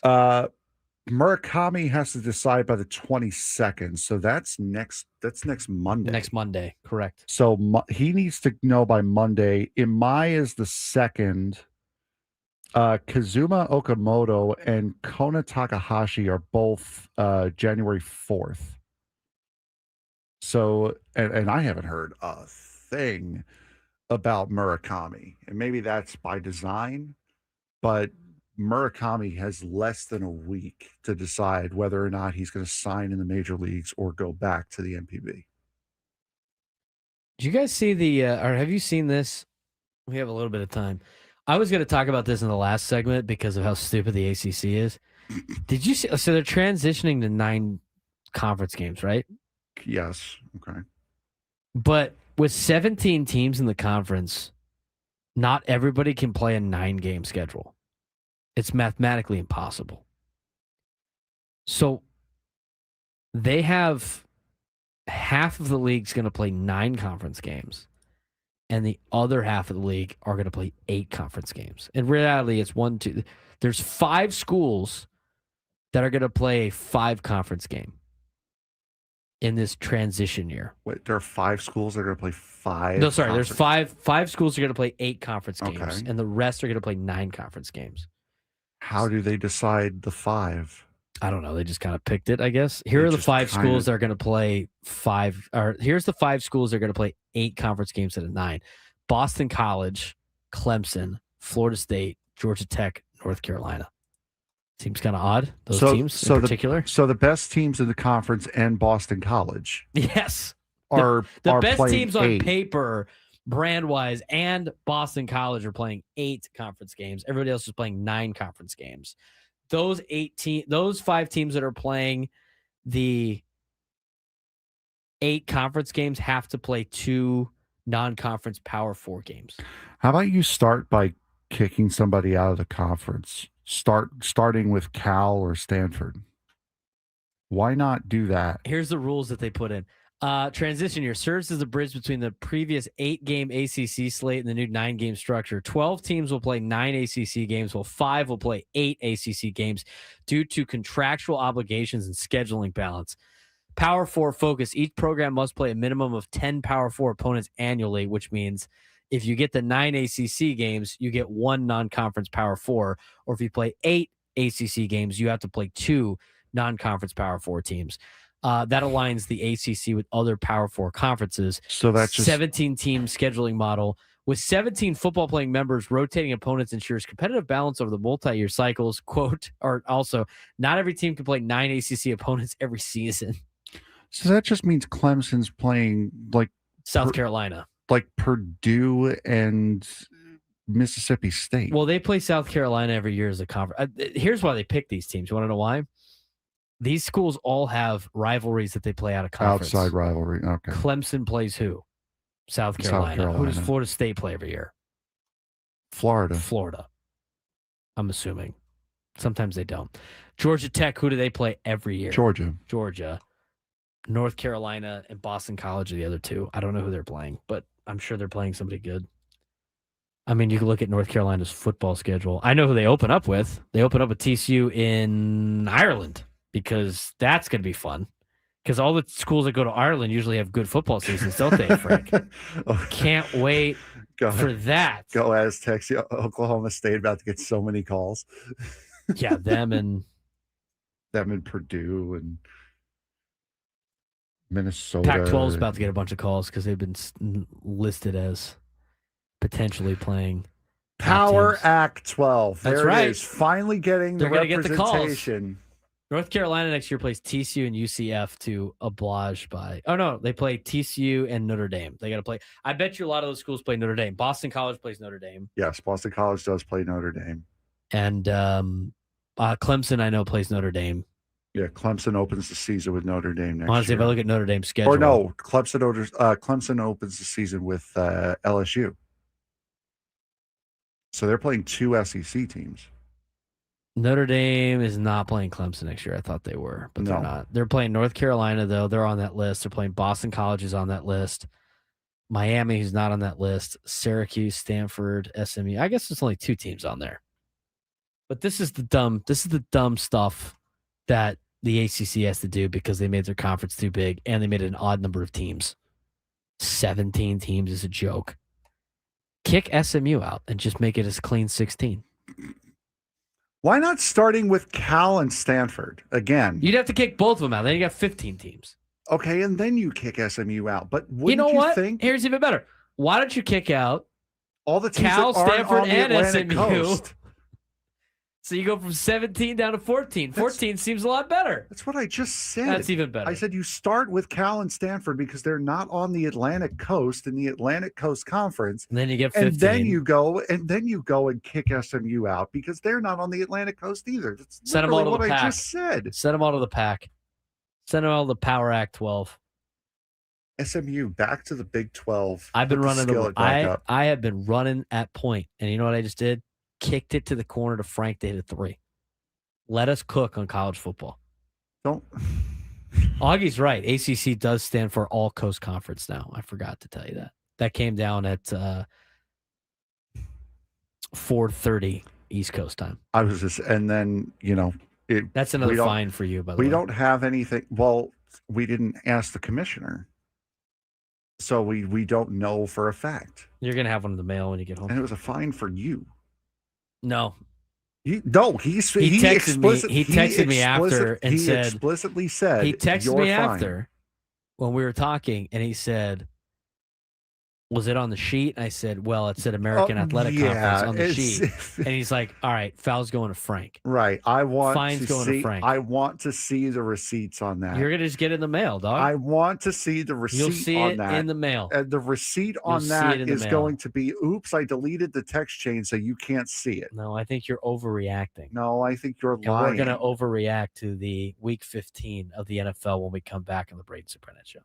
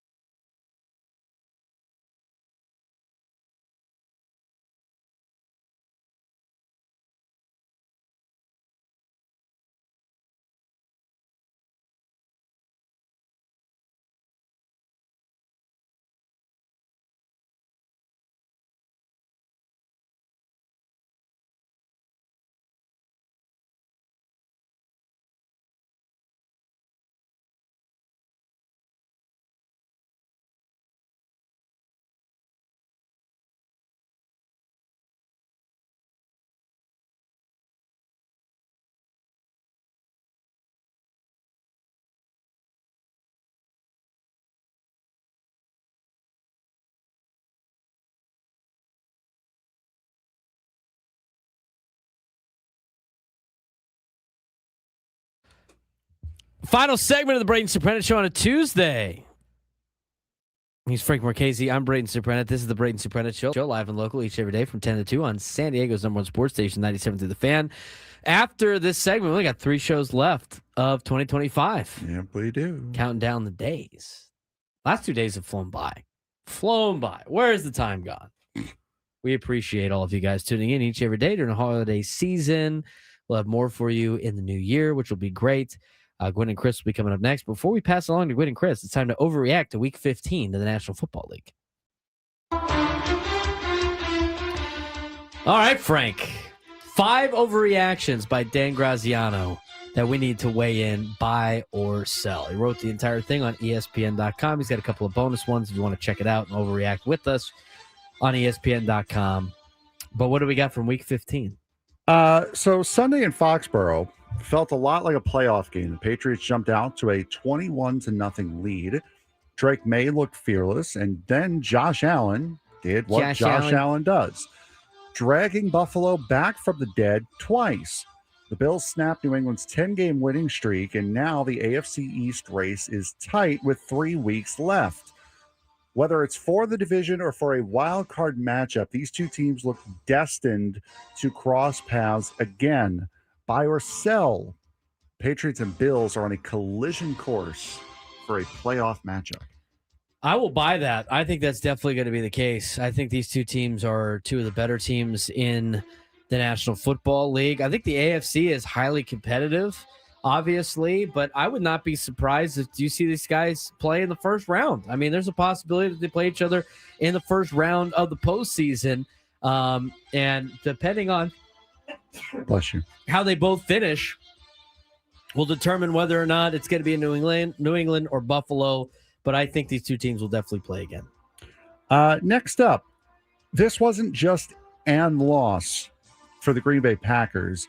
It was a gut punch. Micah Parsons goes down with what looks like a season-ending knee injury. Christian Watson leaves in an ambulance. The Packers drop a game they needed, fall out of first place, and suddenly the locker room feels like it's bracing for survival mode instead of a Super Bowl push. Buy or sell? The injuries on Sunday have just ended the Packers' Super Bowl run. I'll buy that because I think there's a lot of good teams in the NFC too. I think the Rams are the best team in the NFC. I think the Seahawks are a good team in the NFC. I think the Eagles, even though they've been kind of up and down this year, I think they're good enough to beat the Packers in the playoffs in the NFC. I think the Niners are still chugging along and good in the NFC. And then you look at some teams that might be on the outside looking in. Detroit, I think, has a chance of making the postseason out of the NFC North. So when it's all said and done, I think the Packers are in a world of hurt, losing the players that they did, most notably Micah Parsons. I will buy that. I think it's time to pack it in if you're a Packers fan. Does that mean they won't make the playoffs? No, I still think they make the playoffs. I just don't think they make it to the Super Bowl. If they're 1 win off of 10 games, they're half a game out of first place. They still have to play the Bears again. So, I mean, they have an ample amount of chances. It's just a matter of whether or not they can do it. Trevor Lawrence has just played the best game of his career, 330 yards, 5 passing touchdowns, a rushing score, and in total control from start to finish. The Jaguars have won 5 straight, and Lawrence suddenly looks like the number 1 pick that everyone envisioned years ago. Is this just beating up on the Jets, or is Liam Cohen finally unlocking a franchise quarterback? Buy or sell? Liam Cohen has officially fixed Trevor Lawrence. I'm going to sell that. I think Trevor Lawrence has been all right throughout his career. This is not his best career in terms of completion percentage and some other things. I mean, his yards are up, but he's thrown for over 4,000 yards twice already in his career. His touchdowns, he's only 2 away from a career high in touchdowns. I just think the Jags are having a great year in general. And, he's in his prime. He's 26 years old. This is his 5th season in the National Football League. I think he's starting to finally figure it out. I think Cohen might have helped and saved the Jaguars. I don't necessarily know if he's done it for just Trevor Lawrence. So I'm going to sell that. These Baltimore Ravens just shut out the Cincinnati Bengals. Pittsburgh is hanging on without TJ Watt. Both teams are flawed, inconsistent, and somehow are still right in the middle of the AFC North race. With the way the schedules line up, it is very possible the division comes down to the final week in Pittsburgh. Winner take all. Buy or sell, the Week 18 Steelers-Ravens game will decide the AFC North. Buy it. Yeah. 100% buy that. I thought that last night watching the game between the Steelers and the Dolphins. And the Dolphins, I don't know what the Dolphins were doing just the entire time. The Dolphins were head-scratching when it came to their time management, their clock management. Made no sense. They looked like they didn't really want to try to win in the third quarter. And then the fourth quarter, they're like, oh, let's go try to win now. Oh, there's a game? So undisciplined. They couldn't run out of bounds to stop the clock. They couldn't do a lot of things. They were moving slow, and it was like too little too late. That's a disastrous team. But you look at the remaining schedule. The Ravens next week will host the Patriots. That's going to be a tough game for them to play. But the Steelers got to play the Lions, and I don't think either of them win. In week 17, Steelers got the Browns, and the Ravens have the Packers. And now with the injuries to the Packers, I think that game is more clear for the Ravens. And so they're both going to be at 9-7. It's going to come down to the final week. I think both teams go 1-1 in their next two, and it sets up for a winner-take-all game in the final week of the season. And that's how I think it plays out. It's been looking like that for a while now. Kyle Pitts reminded everyone why he was a top five pick. 11 catches, 166 yards, 3 touchdowns on Thursday night. With the Falcons going nowhere, Pitts is auditioning for the rest of the league right now. But is one late season explosion enough to land him a top of the market tight end free agent money? Buy or sell, Kyle Pitts is about to cash in with a massive free agent deal. I don't know about that. I think that's kind of an overreaction. He's having a great year. I have him in fantasy in one of my leagues. I mean, he put up 45 points in fantasy last week in one of my ESPN leagues. I don't think he's getting a massive contract. I mean, he was a first-round draft pick. He was a head-scratching first-round draft pick for the Atlanta Falcons. I mean, just ask Adam Klug about it. Adam Klug still bitches about that to this day, about drafting Kyle Pitts with the number one our first-round pick that they had in that year. I think it's possible that some teams will value him really high, but at the moment, the highest paid tight ends are the Niners' George Kittle and the Cardinals' Trey McBride, each around $19 million per year. Even at his best, Kyle Pitts has never been that kind of player. So I would say he's an above-average tight end, but I don't think it's going to be huge money for him in the offseason. Does he return to the Falcons? Who's to say? To say like a big money contract would be signing for a lot more in a different city, maybe that's the case, but I don't think he's going to be making big NFL money, if that makes sense. See, now if you're Kyle Pitts, you can also say, look at the team, look at the quarterbacks I've had. I haven't really had a chance to show that I can be that George Kittle style tight end. Yeah, but did you see have you seen the quarterbacks that George Kittle has had? I'm saying that's an argument that that's can not enough make. of an argument to get $20 million I agree. a year. I agree. He's not even close to that play. I agree, but that is an argument that he can use. It's still not going to be enough, though. I agree. Well, then why are you bringing it up as an argument that you can have? I mean, yeah, he can have a lot of arguments. It's not going to get him to the $20 million. Okay, that's a line of attack that he can use. Might get him to $15 million. Well, there you go. I don't think a lot of teams are going to buy that. I'd take $15 million over 5. Yeah, but the question was like big money free agency.